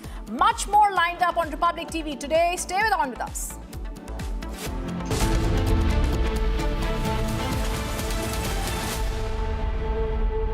अरे ये debate बाहर की सोच है Vicky. Debate यानी विवाद, भारत विवाद नहीं, संवाद यानी कंस्ट्रक्टिव डिस्कशन, इसमें भरोसा लगता है। सच नरेट नहीं करना होता, नरेटिव को सच बनाना होता है। जब भी भगवे के ओर कोई कालिक दिखता है तो उसी स्याही से इतिहास लिखा जाता है। आर प्योर सूजी पास्ता उबालो, मिलाओ और खाओ, 8 मिनट में तैयार। क्या टेस्ट है सबका राजा आर प्योर मसाला। केसरिया से मन जोगी हुआ रे, दिल झूमे देखो मतवारा हुआ रे। केसरिया से मन जोगी हुआ। हर पल मनाओ केसरी त्योहार, विमल बोलो जुबान केसरी। चमकी चाट से क्या बना है? सैंडविच, लस्सी और छाछ। हर घूंट में चमकी चाट, ड्राई फ्रूट और दही बड़े। चमकी चाट से स्वाद बढ़े। असली स्वाद सिर्फ चंकी चाट।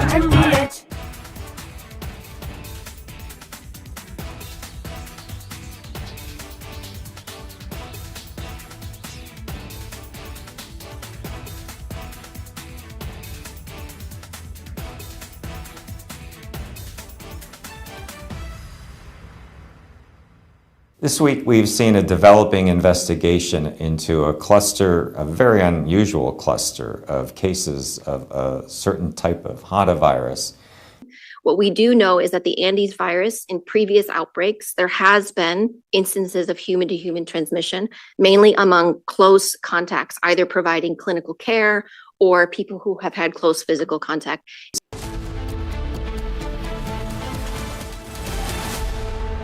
प्यास बुझाए, ठंडक लाए, सबको भाए जीरा से। MTH का जल जीरा, जीरा से। जीरा से असली रिफ्रेशिंग, असली स्वाद, असली मजा। MTH।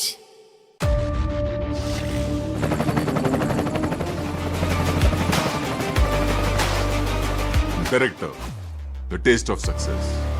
थोड़े में ज्यादा स्वाद, यही तो है इसकी खास बात। वाओ मामा, क्या स्वाद है? अरे मेरे राजा, राजा आर प्योर मसाला। हमें पेट्रोल डीजल का उपयोग कम करना होगा। Prime Minister Narendra Modi recently issued a strong warning to the nation.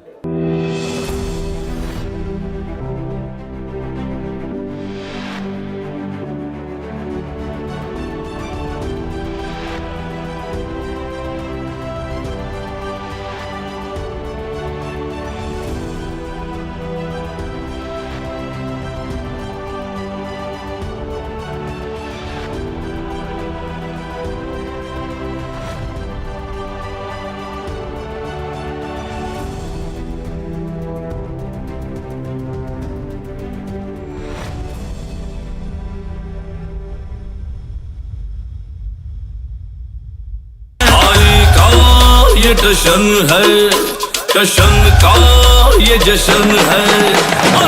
राष्ट्रीय इलायची, जशन का जशन। Our pure shahi paneer masala, delicious, healthy, everyday. कोई ग्लोबल ऑर्गेनाइजेशन नहीं है, इट्स अ टेरर मशीन। अगर हम टेररिस्ट होते तो टेररिस्ट हमें क्यों मारते?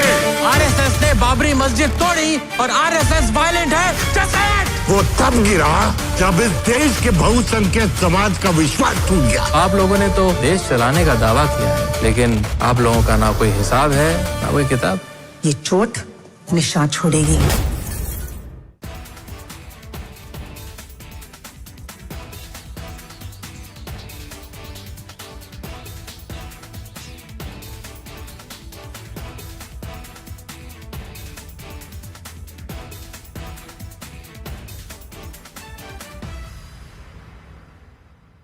This week, we've seen a developing investigation into a cluster, a very unusual cluster of cases of a certain type of Hantavirus.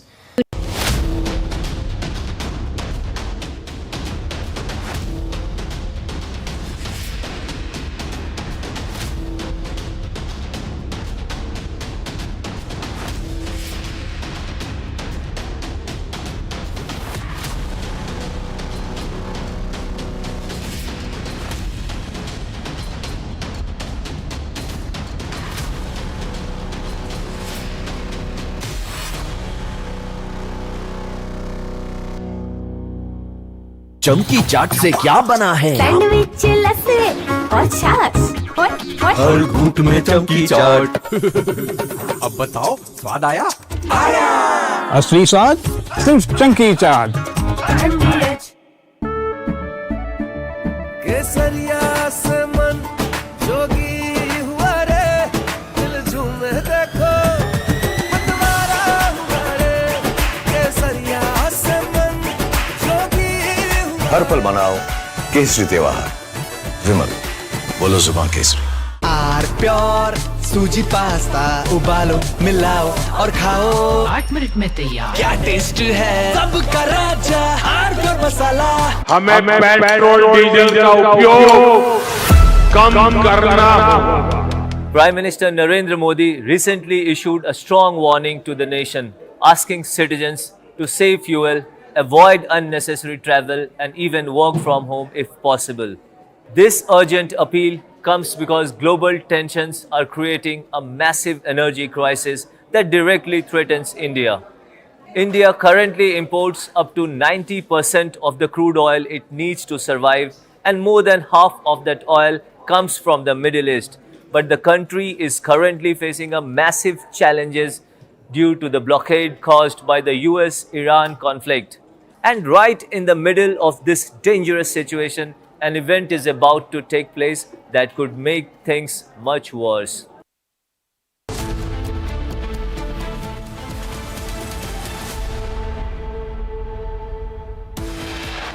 Headlines brought to you by Canara Bank.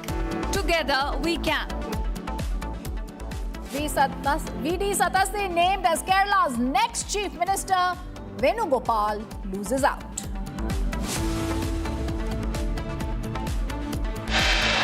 Government bans export of sugar with immediate effect till 30th September. RBI governor says the government may eventually have to raise fuel prices if Middle East crisis continues.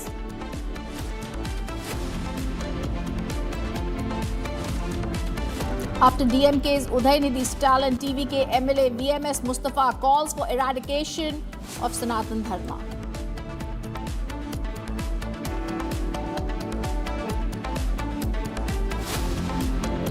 One of the accused in NEET paper leak case alleges big names have been shielded.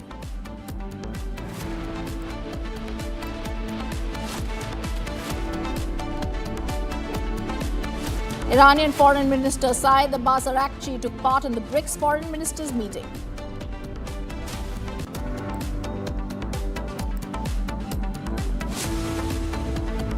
Shocking horror. When is it going to stop? Yet again, a woman is gang raped in a moving bus in the capital. 2 people are arrested. The bus has been seized. The big Trump-Xi handshake in Beijing. He's received grandly, travels with top business leaders.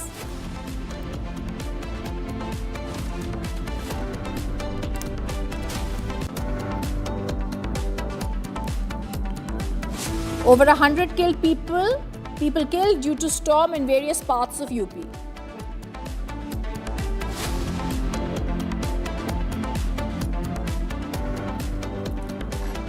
Bengal government makes Vande Mataram mandatory in all schools in state. National anthem to be followed by Vande Mataram in school assemblies.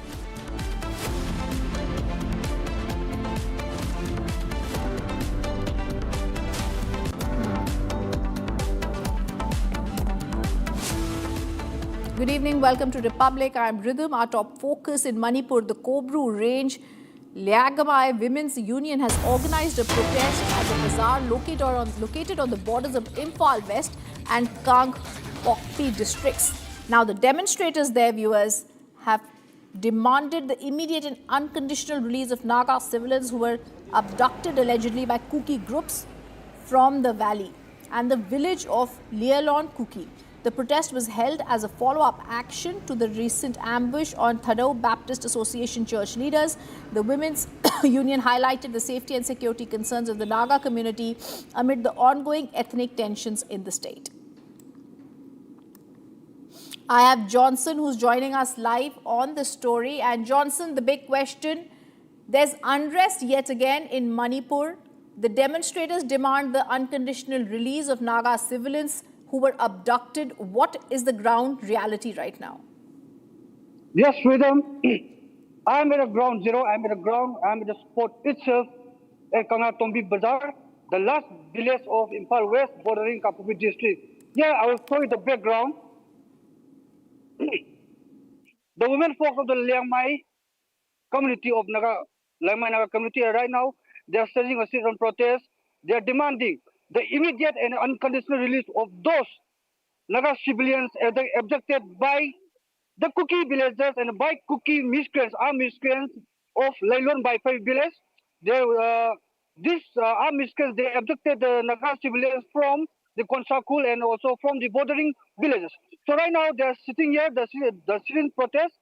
This is along the National Highway to the Imphal Dimapur Road, and this is the last village that borders Imphal West and Kapupi district.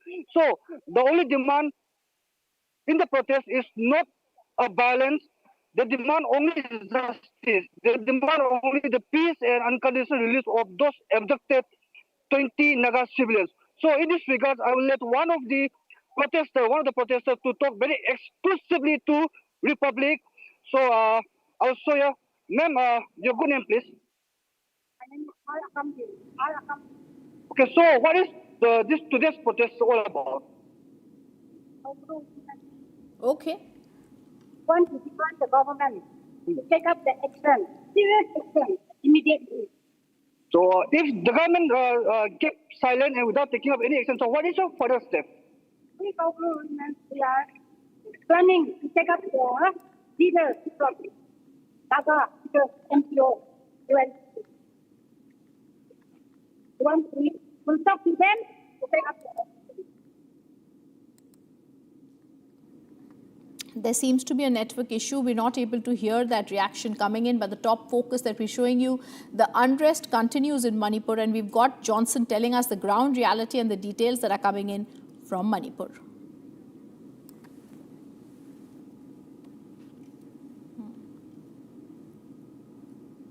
Viewers, we've been tracking and had for top focus on the NEET paper leak. Republic infiltrated a Telegram group that was allegedly linked to the NEET paper leak racket. We've tracked down the operations on camera. The administrator of the group was caught claiming that they were offering the most authentic paper you will get. Shocking revelations have been made. A NEET paper leak was also being planned. According to sources, the investigating agencies have traced the origin of the leak to Rajasthan, with Yash Yadav emerging as a key link in the question paper trail. It's alleged the leaked paper reached Rajasthan through Yash Yadav, further intensifying the multi-state probe into the scandal. And before we take a look, let's also first, viewers, take a look at our Republic TV exclusive investigation.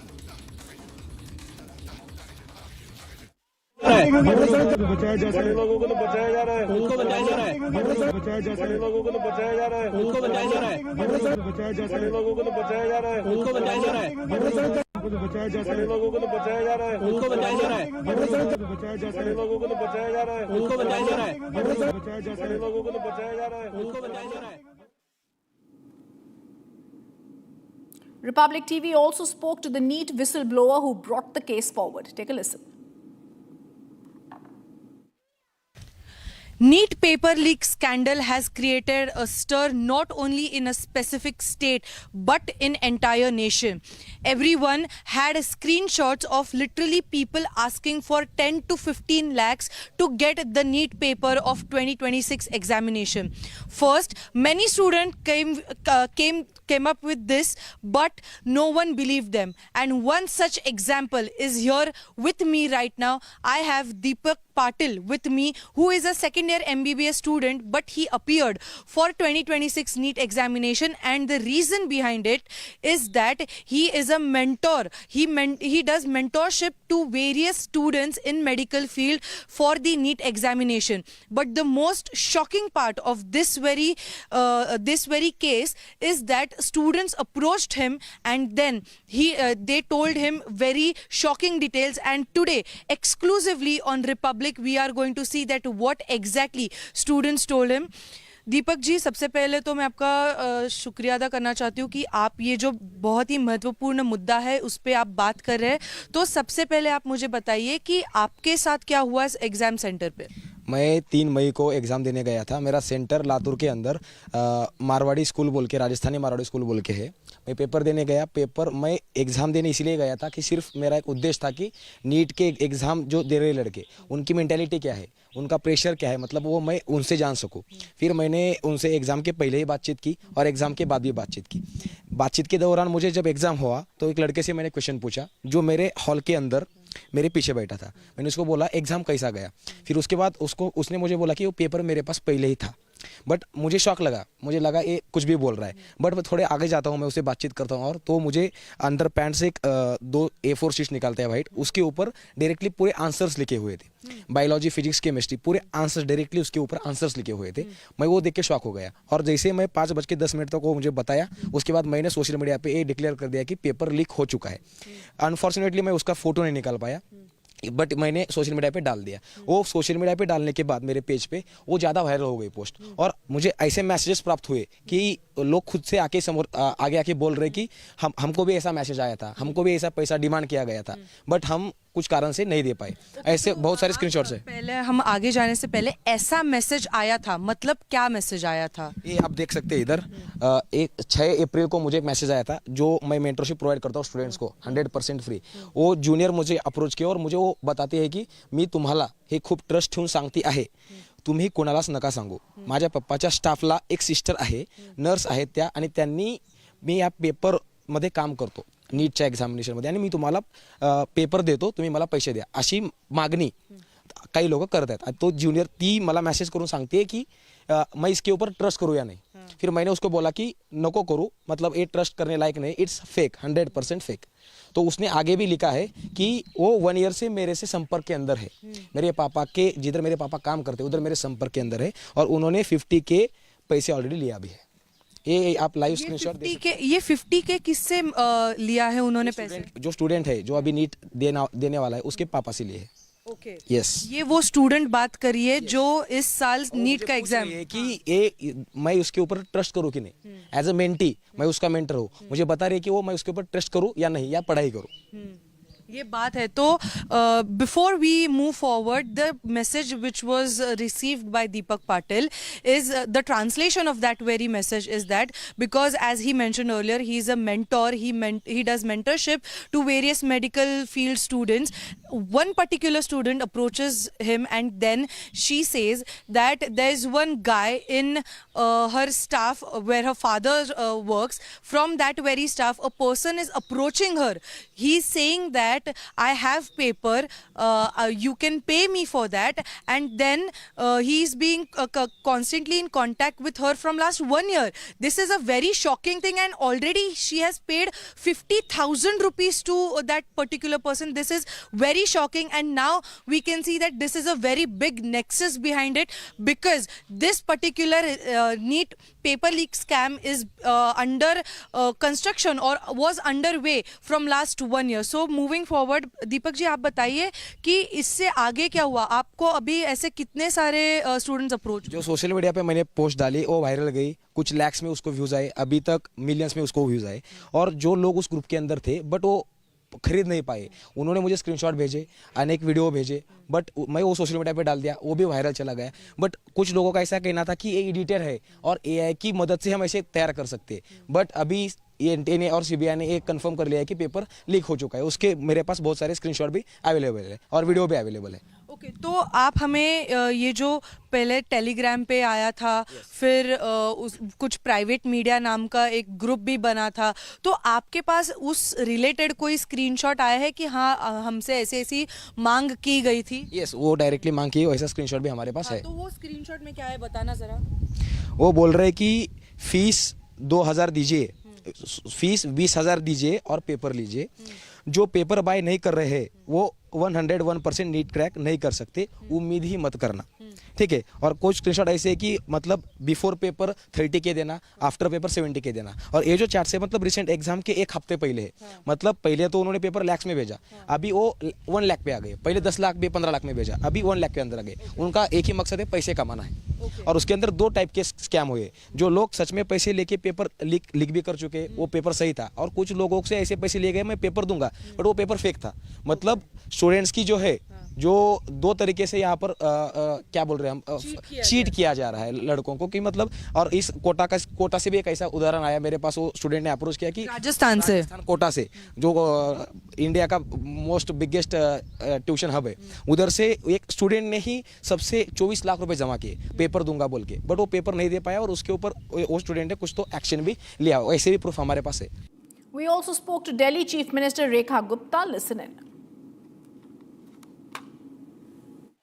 ये सभी agencies अपना काम कर रही है, सरकार अपना काम कर रही है, और मुझे लगता है कि अरविंद केजरीवाल जैसे लोग जो हर विषय का राजनीतिकरण करते हैं, उनको इस बात को समझना चाहिए कि देश के युवाओं को जिस तरीके से आप गुमराह कर रहे हैं, आपने ना कभी अपने समय में सत्ता सरकार को ठीक से चलाया। आज भी आपके पास पंजाब है जहाँ पे युवा नशे में लत होकर के, आपके मुख्यमंत्री नशे में लत होकर के घूमते हैं।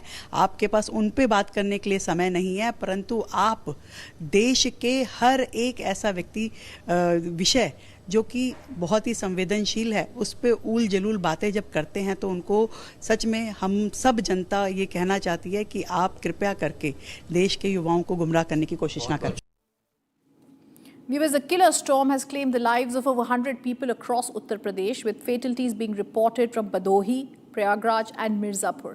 The storm has also brought down large trees, electric poles, disrupting communication across the state. Here's a report.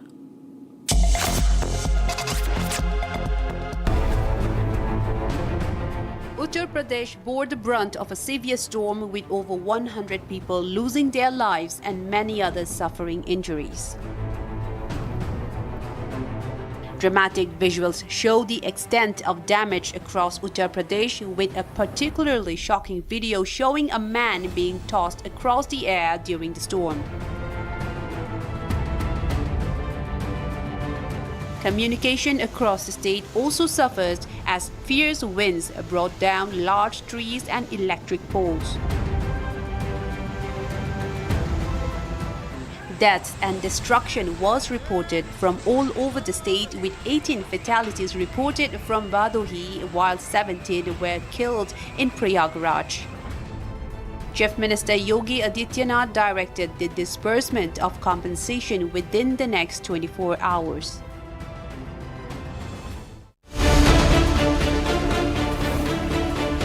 Vijay put on a Sanatana Dharma test. Vijay's MLAs declare war on Sanatan.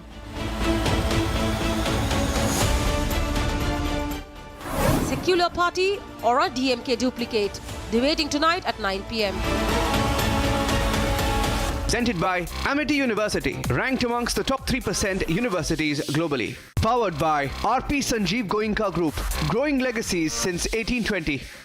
TVS iQube, India's favorite family EV.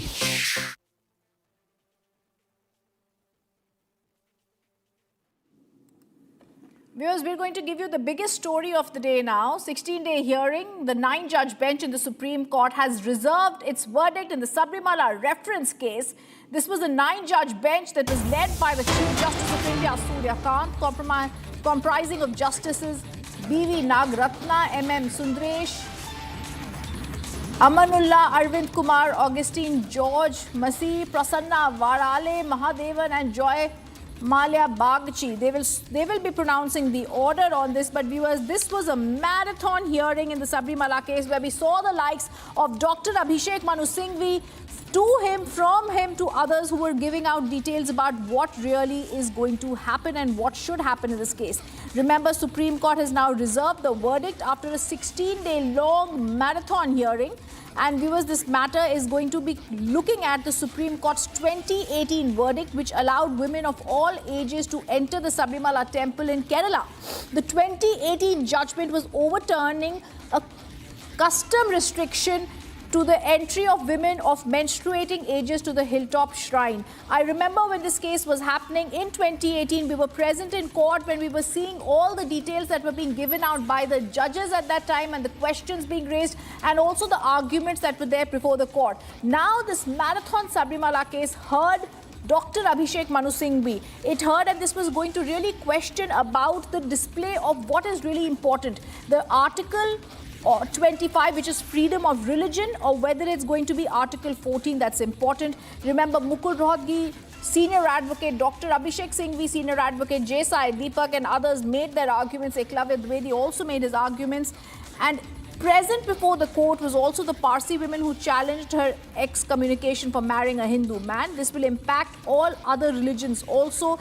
And therefore, as Mukul Rohatgi viewers had stated in this case, in the last 75 years, there has in fact been no excommunication at all. It's not as though there exists some arbitrary or diabolical authority that constantly is telling people, threatening them that this will happen. Nothing has happened for decades. We've heard those arguments. We've heard senior advocate Gopal Subramaniam give and say there's a distinction between religion and religious denomination. Then we've heard also others who appeared in this case. There was Rajiv Dhawan, senior advocate, who appeared and argued on the limited scope of judicial interference in religious matters. Viewers, to put it simply, all of them are saying that whatever's happening at Sabarimala is a religious matter.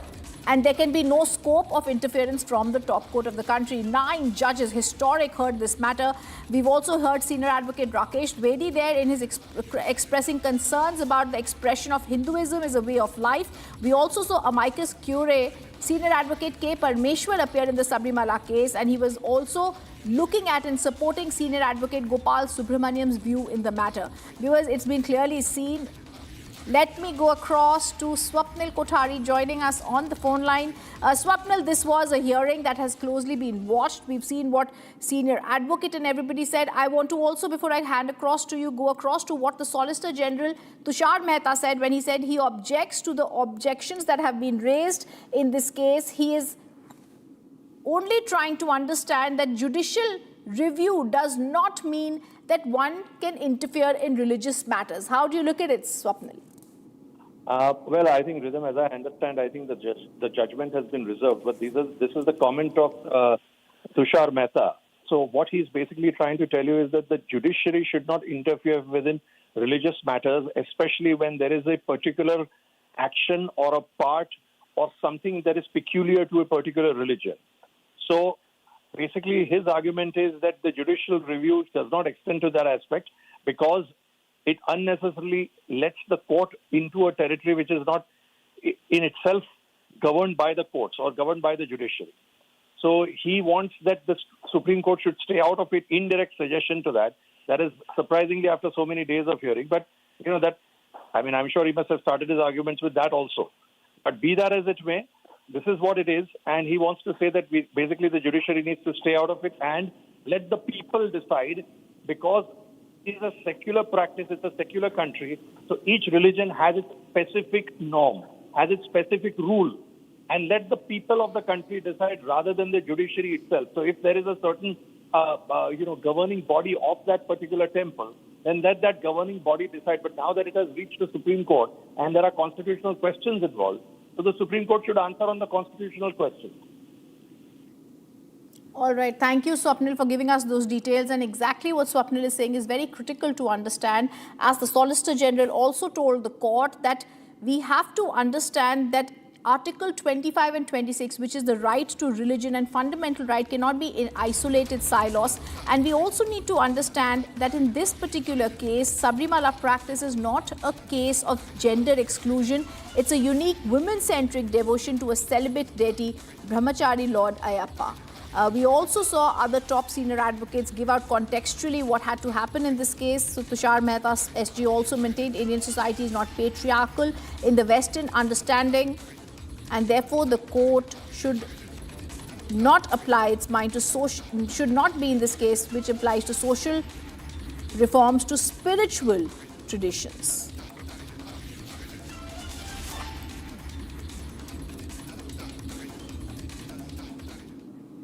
Chinese President Xi Jinping has hosted a welcoming ceremony for visiting US President Donald Trump in Beijing on Thursday.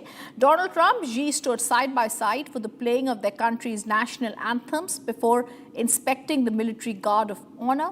They later held a meeting. Take a look at this report. US President Donald Trump received a grand welcome in Beijing today.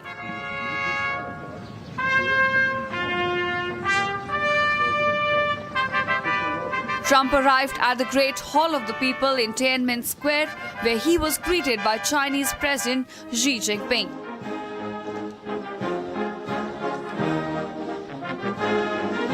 Senior US officials, including Marco Rubio, Pete Hegseth, along with top American business leaders such as Elon Musk, were part of the visiting delegation. Trump received the Guard of Honor as the two leaders stood side by side while their national anthems were played.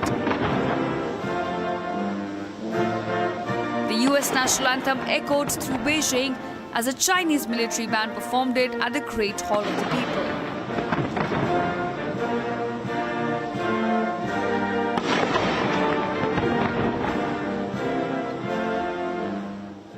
The two leaders were later seen walking together along the red carpet, speaking as hundreds of school children waved Chinese and American flags while welcoming them.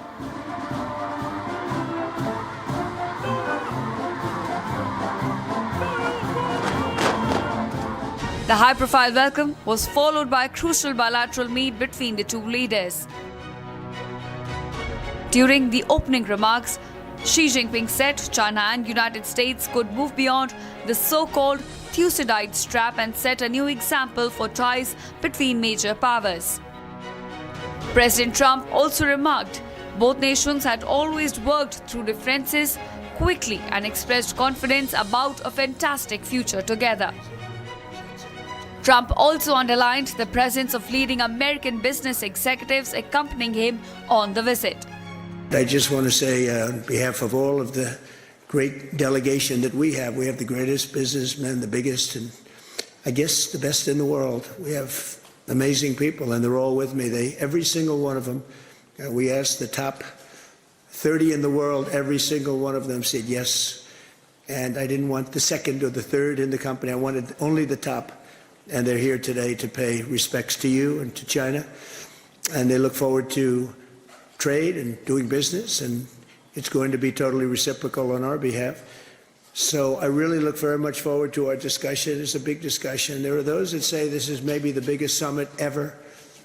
They can never remember anything like it. I can say in the United States, people aren't talking about anything else. Amid growing global attention on the summit, stability in US-China relations remains the key focus of the two-day summit.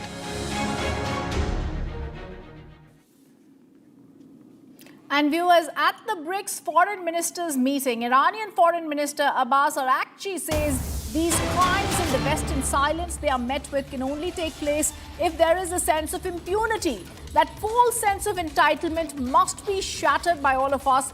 Iran, therefore, he says, calls upon BRICS member states and responsible members of the international community to condemn the violations by US, including their aggression in Iran. Take a look at what he said.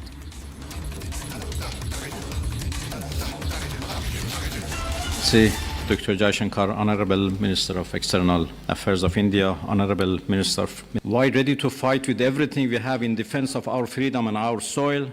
We are equally ready to pursue and defend diplomacy. As I have repeatedly stated, there is no such thing as a military solution to anything related to Iran. We Iranians never bow to any pressure or threat, but we reciprocate the language of respect. As much as our powerful armed forces remain ready to exact devastating retribution on foreign aggressors, my people are peace-loving and do not seek war. We are not aggressor in this sordid situation, but the aggrieved. These crimes and the Western silence they are met with can only take place if there is a sense of impunity. That false sense of entitlement must be shattered by all of us. Iran, therefore, calls upon BRICS member states and all responsible members of the international community to explicitly condemn violations of international law by the United States and Israel, including their illegal aggression against Iran, a member of BRICS, prevent the politicization of international institutions, and take concrete action to halt warmongering and to bring an end to the impunity of those who violate the UN Charter. Those who pursue reckless adventures may believe it furthers their geopolitical interests. But as consumers and governments around the world now sense and understand, regional instability is a lose-lose proposition for all sides, including the aggressors. To virtually everyone in this room, our resistance against US bullying is not an unfamiliar battle. So many of us encounter slight variations of the same repugnant coercion. It is high time for us to jointly step up and work towards making clear that those practices belong in the dustbin of history. Today, our nations are closer to one another than ever before, and we cannot ignore the common and dangerous challenge we all face. History has shown that empires in decline will stop at nothing to arrest their inevitable fates. A wounded animal will desperately claw and roar on its way down. Iran war tensions, rising fuel prices, BRICS in New Delhi being closely monitored globally. This is India's crucial diplomatic moment. On Our Global today at 6:30 p.m.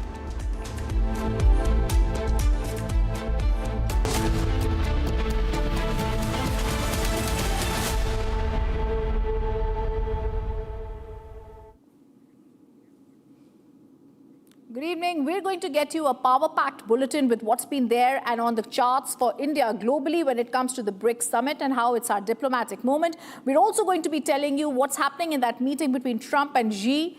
But first, we're going to tell you about Kerala and how their new chief minister has been chosen and voted in. Headlines brought to you by Canara Bank. Together we can. V.D. Satishan named as Kerala's next chief minister. Venugopal loses out. Government bans export of sugar with immediate effect till 30th September.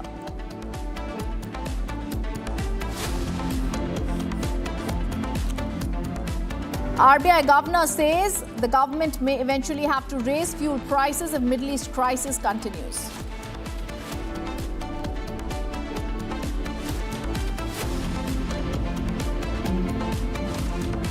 TVK is now attacking one MLA of TVK. VMS Mustafa calls for eradication of Sanatan Dharma.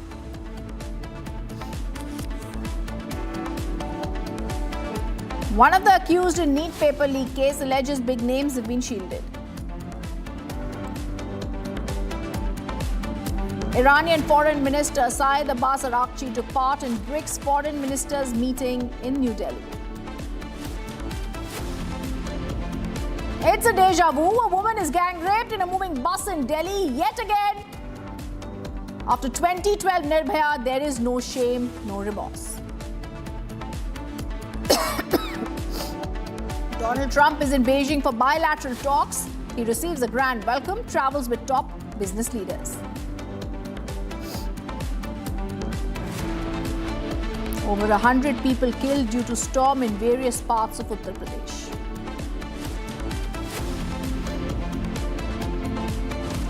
And Bengal government makes Vande Mataram mandatory in all schools in the state. National anthem to be followed by Vande Mataram in school assemblies.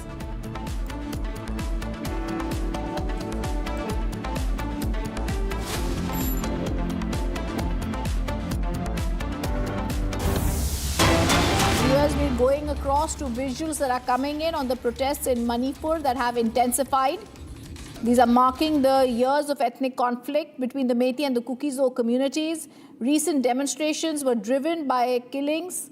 There's been rising violence and protest that has been seen. We can see one such protest that is taking place which says kidnapping is not justice. There's been widespread shutdown.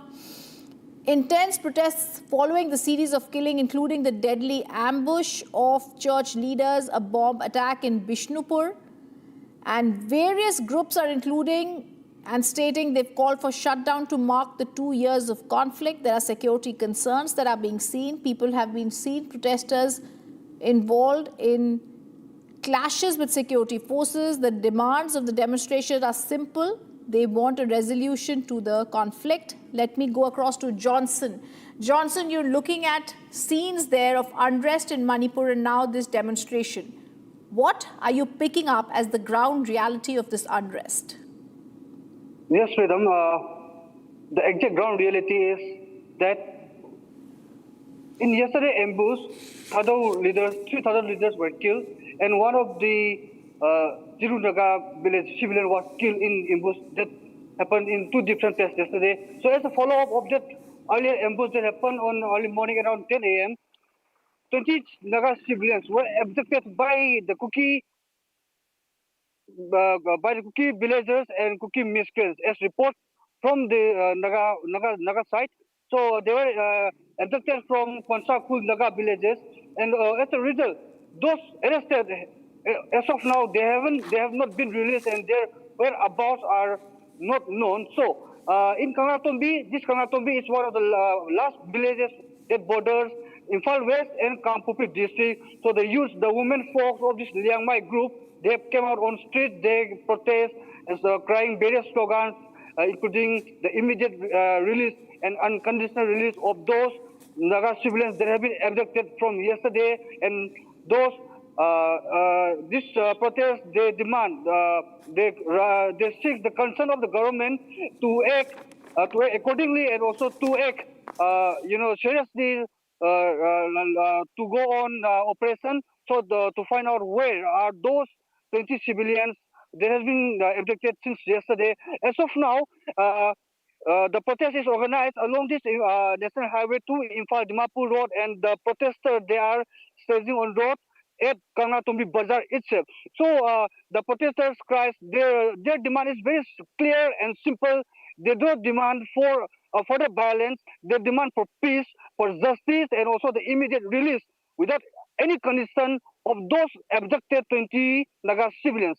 Back to you.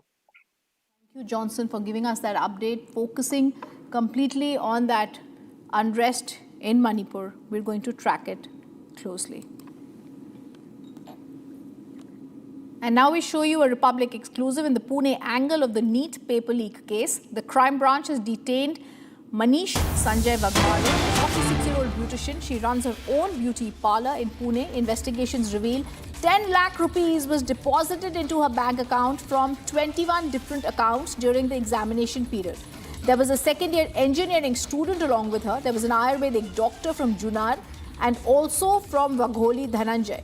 They're all under investigation. I want to go across to my colleagues who are joining us on this big exclusive investigation that they have done.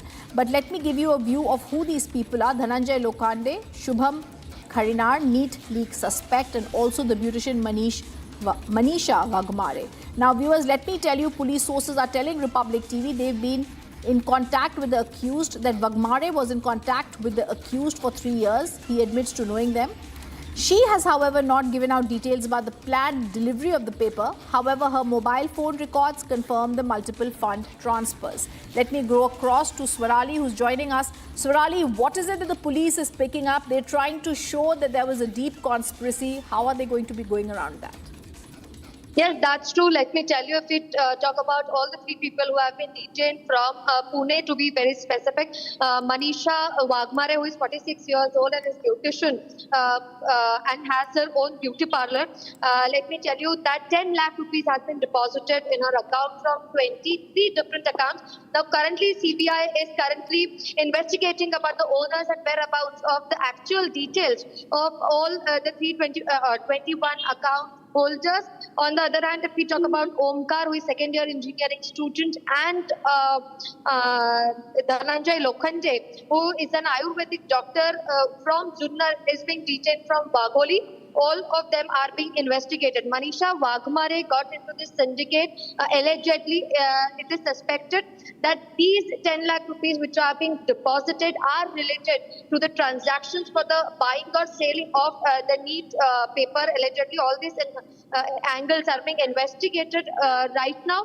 On the other hand, she has also accepted that she was in contact with accused since last 3 years. Now, she has not exactly revealed the date of appearance of the NEET paper, but all of this transaction has happened during the procedure of NEET papers when the exam was supposed to be conducted. All the timelines are fishy, and that's why all the angles are being investigated right now. All the 3 are detained. Also, some more students will be detained in Pune, is what we are collecting right now. All right. Thank you for giving us that update. We're going to track the story very, very closely. These people need to be punished, Swarali. Viewers, our top focus was rising fuel prices. Global economic uncertainty continue to shake international markets. The BRICS foreign ministers meeting that's going to happen and is currently happening in New Delhi is crucial for talks on security, for energy, for cooperation. The high-level meeting is coming at a very sensitive geopolitical moment. It's India's diplomatic moment. There are divisions within the bloc over the Iran conflict, also testing BRICS unity ahead of this year's summit in India. BRICS foreign ministers gathered in New Delhi Thursday for high-level talks on global conflicts, energy security and economic uncertainty. Iranian Foreign Minister Abbas Araghchi will be a huge stakeholder in the talks, with the conflict in West Asia, of course, being a dominant discussion that will take place in Bharat Mandapam today. And this meeting is a procedural precursor that comes before India's BRICS summit hostership that will come 3 months from now in September. Top diplomats from Russia, Iran, Brazil, South Africa and Indonesia joined Indian Foreign Minister Subramaniam Jaishankar at Bharat Mandapam for the 2-day meeting. We meet at a time of considerable flux in international relations. Ongoing conflicts, economic uncertainties and challenges in trade and technology and climate are shaping the global landscape. There is a growing expectation, particularly from emerging markets and developing countries, that BRICS will play a constructive and stabilizing role. The talks come as the Iran conflict disrupts global energy supplies and pushes oil prices higher. Concerns over the Strait of Hormuz are adding pressure on energy-dependent economies. India said discussions would focus on economic resilience, supply chains, food security and cooperation among developing nations. Jaishankar called on BRICS to play a stabilizing global role. In this background, our discussions today are an opportunity to reflect on global and regional developments and to consider practical ways to strengthen our cooperation. Development issues remain central. Many countries face challenges on energy, food, fertilizer and health security, as also access to finance. BRICS can help them respond more effectively. Economic resilience is also key. Reliable supply chains and diversified markets are its essential components. We must focus on both. Divisions within BRICS remain visible over the Iran war and the Middle East crisis. Differences between Iran and the UAE have complicated efforts for a joint position. The meeting is also taking place during Donald Trump's visit to China. Chinese Foreign Minister Wang Yi skipped the summit, with Beijing represented by its ambassador to India. Expanded in recent years, BRICS is seeking a bigger global role as a voice for the global south. The New Delhi meeting will help set the agenda for the BRICS summit in September. NEET scandal. Big name shielded.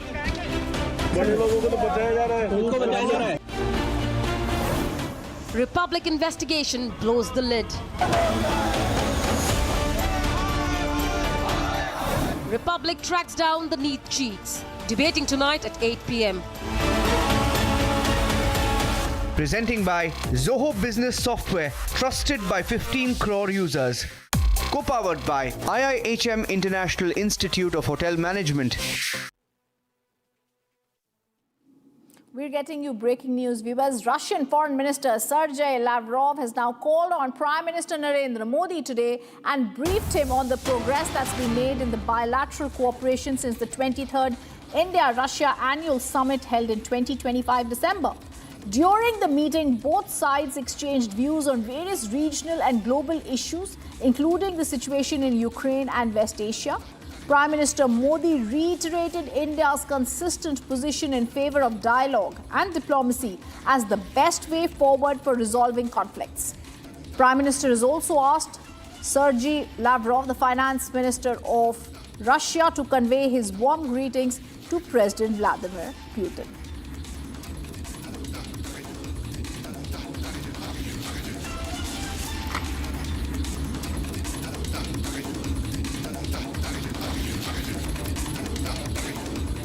Viewers, this is a report we keep coming back to. It's horrific and there are no lessons learned.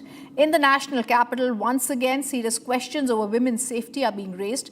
A woman is gang raped inside a sleeper bus by the driver and the conductor. This happened in Delhi's Rani Bagh. They've been arrested. The bus has been seized. But this incident reminds us again of the shocking 2012 Nirbhaya incident.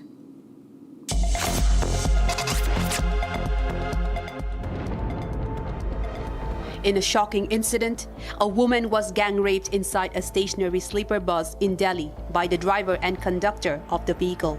The incident took place on the night of May 11 in Delhi's Rani Bagh area.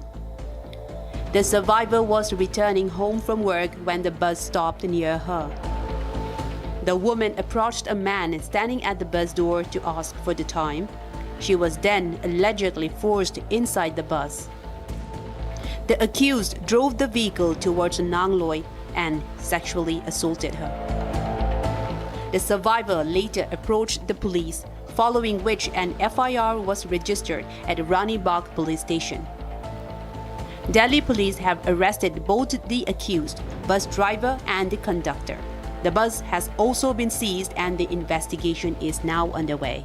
The horrifying case has once again triggered outrage over women's safety in the national capital, despite repeated promises of stricter security measures after the deadly Nirbhaya case in 2012. Well, once again, there was internal fighting within the Congress, and this time it was for the Kerala Chief Minister. However, today, V.D. Satishan has been named as the next Chief Minister of Kerala, ending days of suspense and speculation about the matter. Congress picked V.D. Satishan over K.C. Venugopal, who's been considered close to the leader of opposition in the Lok Sabha.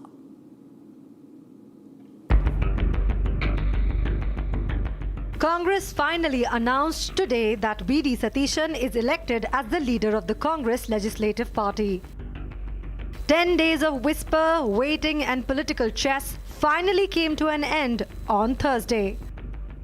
The road to this decision was far from smooth. The party's central leadership held wider consultation with the uncertainty continued for days, even after party observers Markan and Vasnik met Congress MLAs.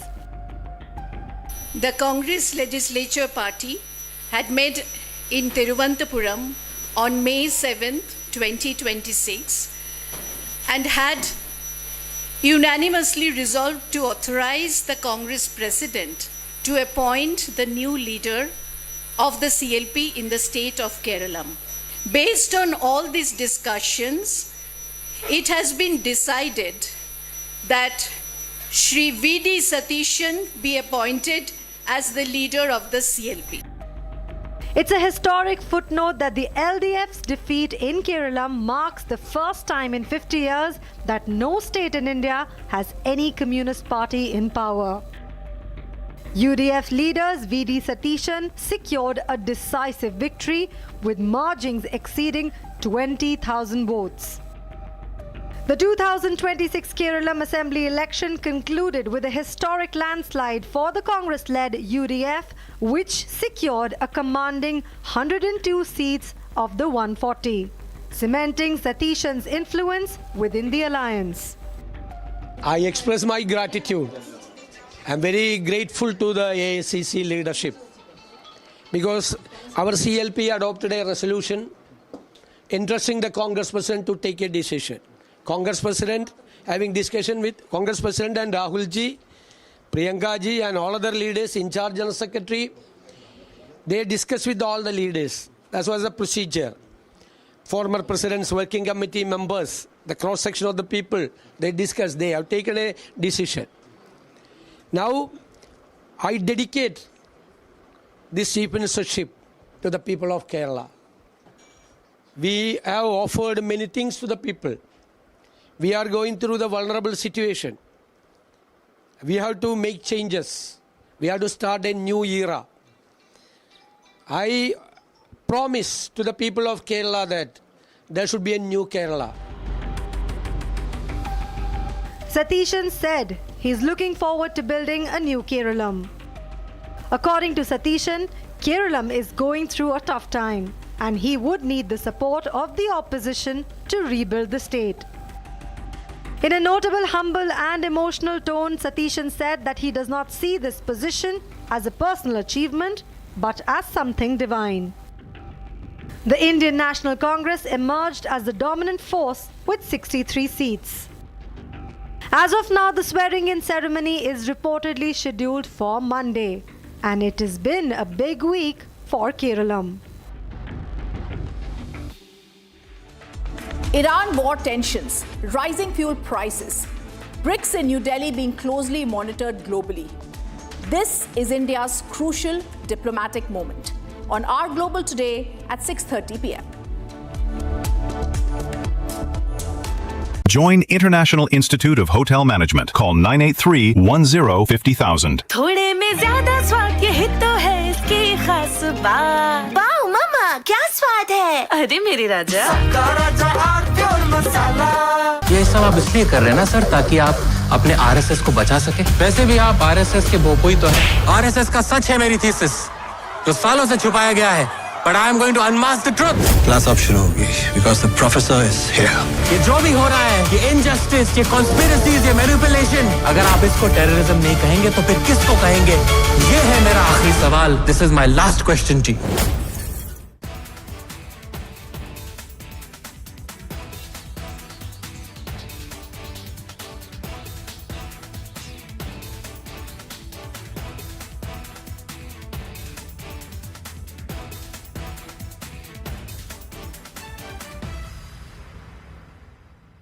This week, we've seen a developing investigation into a cluster, a very unusual cluster of cases of a certain type of Hantavirus. What we do know is that the Andes virus, in previous outbreaks, there has been instances of human-to-human transmission, mainly among close contacts, either providing clinical care or people who have had close physical contact. For the decades that scientists have known about Hantavirus, they've almost always believed that the only way you can get it is from being in contact with the droppings, the dried urine of mice or other rodents. Saying this is not the next pandemic, this is not the next epidemic, this is a cluster of cases, a very unusual situation that is not expected to spread its tentacles across the world and across the United States.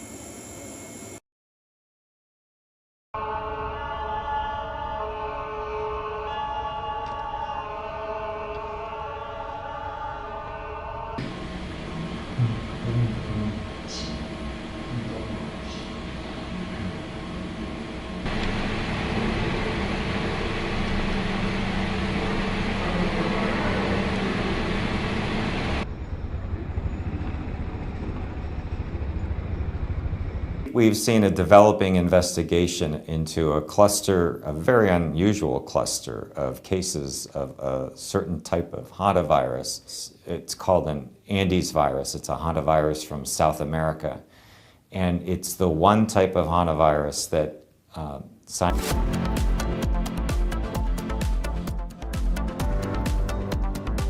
अरे ये debate बाहर की सोच है Vicky debate यानी विवाद भारत विवाद नहीं संवाद यानी कंस्ट्रक्टिव डिस्कशन इसमें भरोसा रखता है सच नरेट नहीं करना होता नरेटिव को सच बनाना होता है जब भी भगवे के ओर कोई कालिक फेंकता है तो उसी स्याही से इतिहास लिखा जाता है चमकी चाट से क्या बना है आलू चाट या फ्रूट चाट स्वाद बनाए चमकी चाट क्या बात है स्वादिष्ट पकोड़े और फरसान अरे चमकी चाट है इसकी जान असली स्वाद सिर्फ चमकी चाट यानी इस घर में कुछ है जो टूटता नहीं ये पिलर कभी नहीं टूटेगा रुंगटा स्टील टीएमटी से बना रुंगटा नहीं तो घर स्ट्रॉन्ग नहीं रुंगटा स्टील टीएमटी बार एकदम सॉलिड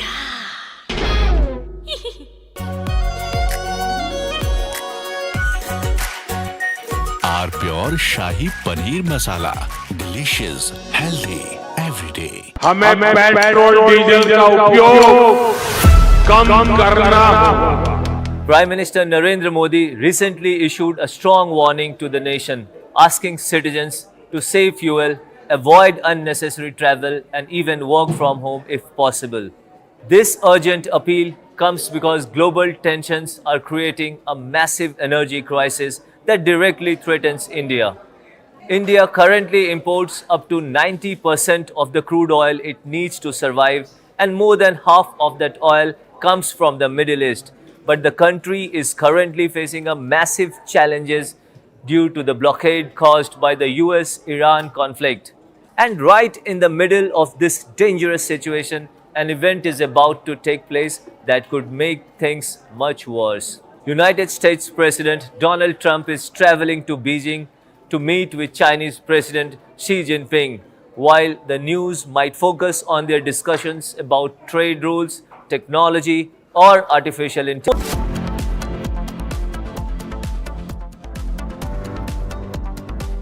कोशिश को कामयाबी को शोहरत बनते देखा है हाँ पिछले 60 सालों में मैंने देश को बनते देखा है कमला पसंद 60 सालों से अनोखा स्वाद प्यास बुझाए ठंडक लाए सबको भाए जीरा से MTH का जलजीरा जीरा से असली रिफ्रेशिंग असली स्वाद असली मजा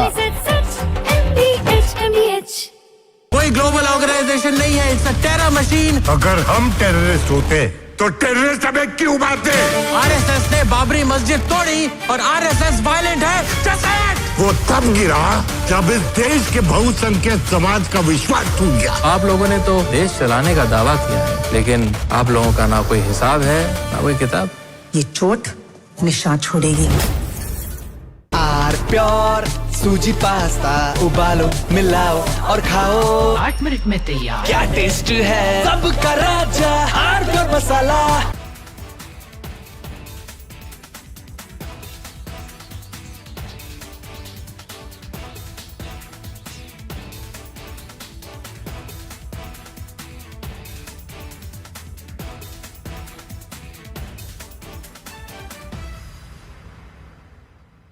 This week, we've seen a developing investigation into a cluster, a very unusual cluster of cases of a certain type of hantavirus. What we do know is that the Andes virus, in previous outbreaks, there has been instances of human-to-human transmission. Close contacts, either providing clinical care or people who have had close physical contact. For the decades that scientists have known about hantavirus, they've almost always believed that the only way you can get it is from being in contact with the droppings, the dried urine of mice or other rodents. saying this is not the next pandemic, this is not the next epidemic.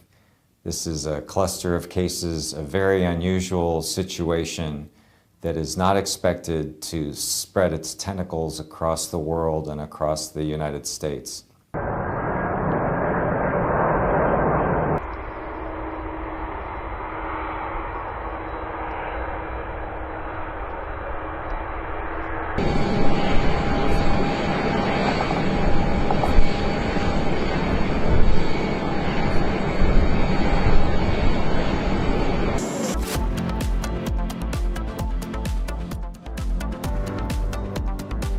Join International Institute of Hotel Management. Call 983-10-50,000. चमकी चाट से क्या बना है? Sandwich लस्सी और छाछ हर घूंट में चमकी चाट ड्राई फ्रूट और दही बड़े चमकी चाट से स्वाद बढ़े असली स्वाद सिर्फ चंकी चाट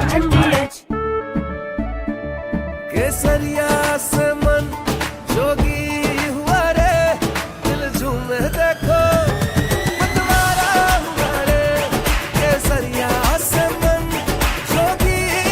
हर पल मनाओ केसरी त्योहार। विमल बोलो जुबान केसरी। थोड़े में ज्यादा स्वाद यही तो है इसकी खास बात। वाओ मामा क्या स्वाद है? अरे मेरी राजा हमें पेट्रोल डीजल का उपयोग कम करना होगा।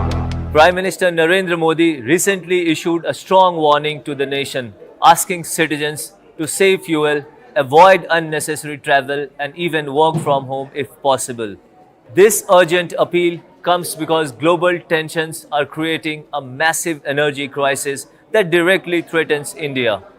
India currently imports up to 90% of the crude oil it needs to survive, and more than half of that oil comes from the Middle East. But the country is currently facing a massive challenges due to the blockade caused by the US-Iran conflict. And right in the middle of this dangerous situation, an event is about to take place that could make things much worse. United States President Donald Trump is traveling to Beijing to meet with Chinese President Xi Jinping. While the news might focus on their discussions about trade rules, technology, or artificial intelligence, the most critical topic for India is what these two leaders will decide regarding the Middle East and global oil supplies. The choices made during this specific meeting will determine if India will have enough fuel for its vehicle or if the country will face a severe shortage at the petrol pumps. The biggest risk for New Delhi involves a major shift in how China buys its energy. Currently, China is the main buyer of Iranian oil, taking in about 1.5 million barrels a day. This discounted oil keeps the global... From Asia's largest news headquarters, setting the agenda for Bharat.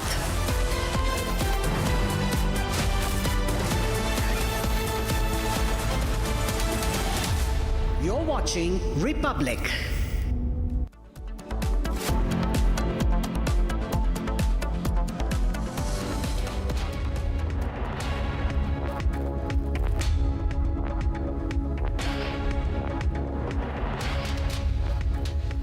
Thank you for joining us on The Verdict. The elections have ended, but the aftermath of the elections as governments just continue to be formed in the 5 battleground states. We are focusing on Kerala today and in Tamil Nadu. In Kerala, finally the Congress party has found the courage to name the leader who could be the Chief Minister. V.D. Satishan is his name, and he has beaten K.C. Venugopal to the post. All that and more coming up. We have an interview with Satishan this evening. Here are the headlines on The Verdict. Headlines brought to you by Canara Bank. Together we can.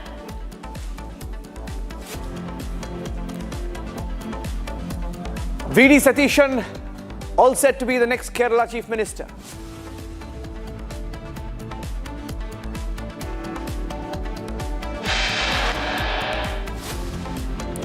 After DMK's Udaynidhi's talent, TVK MLA Mustafa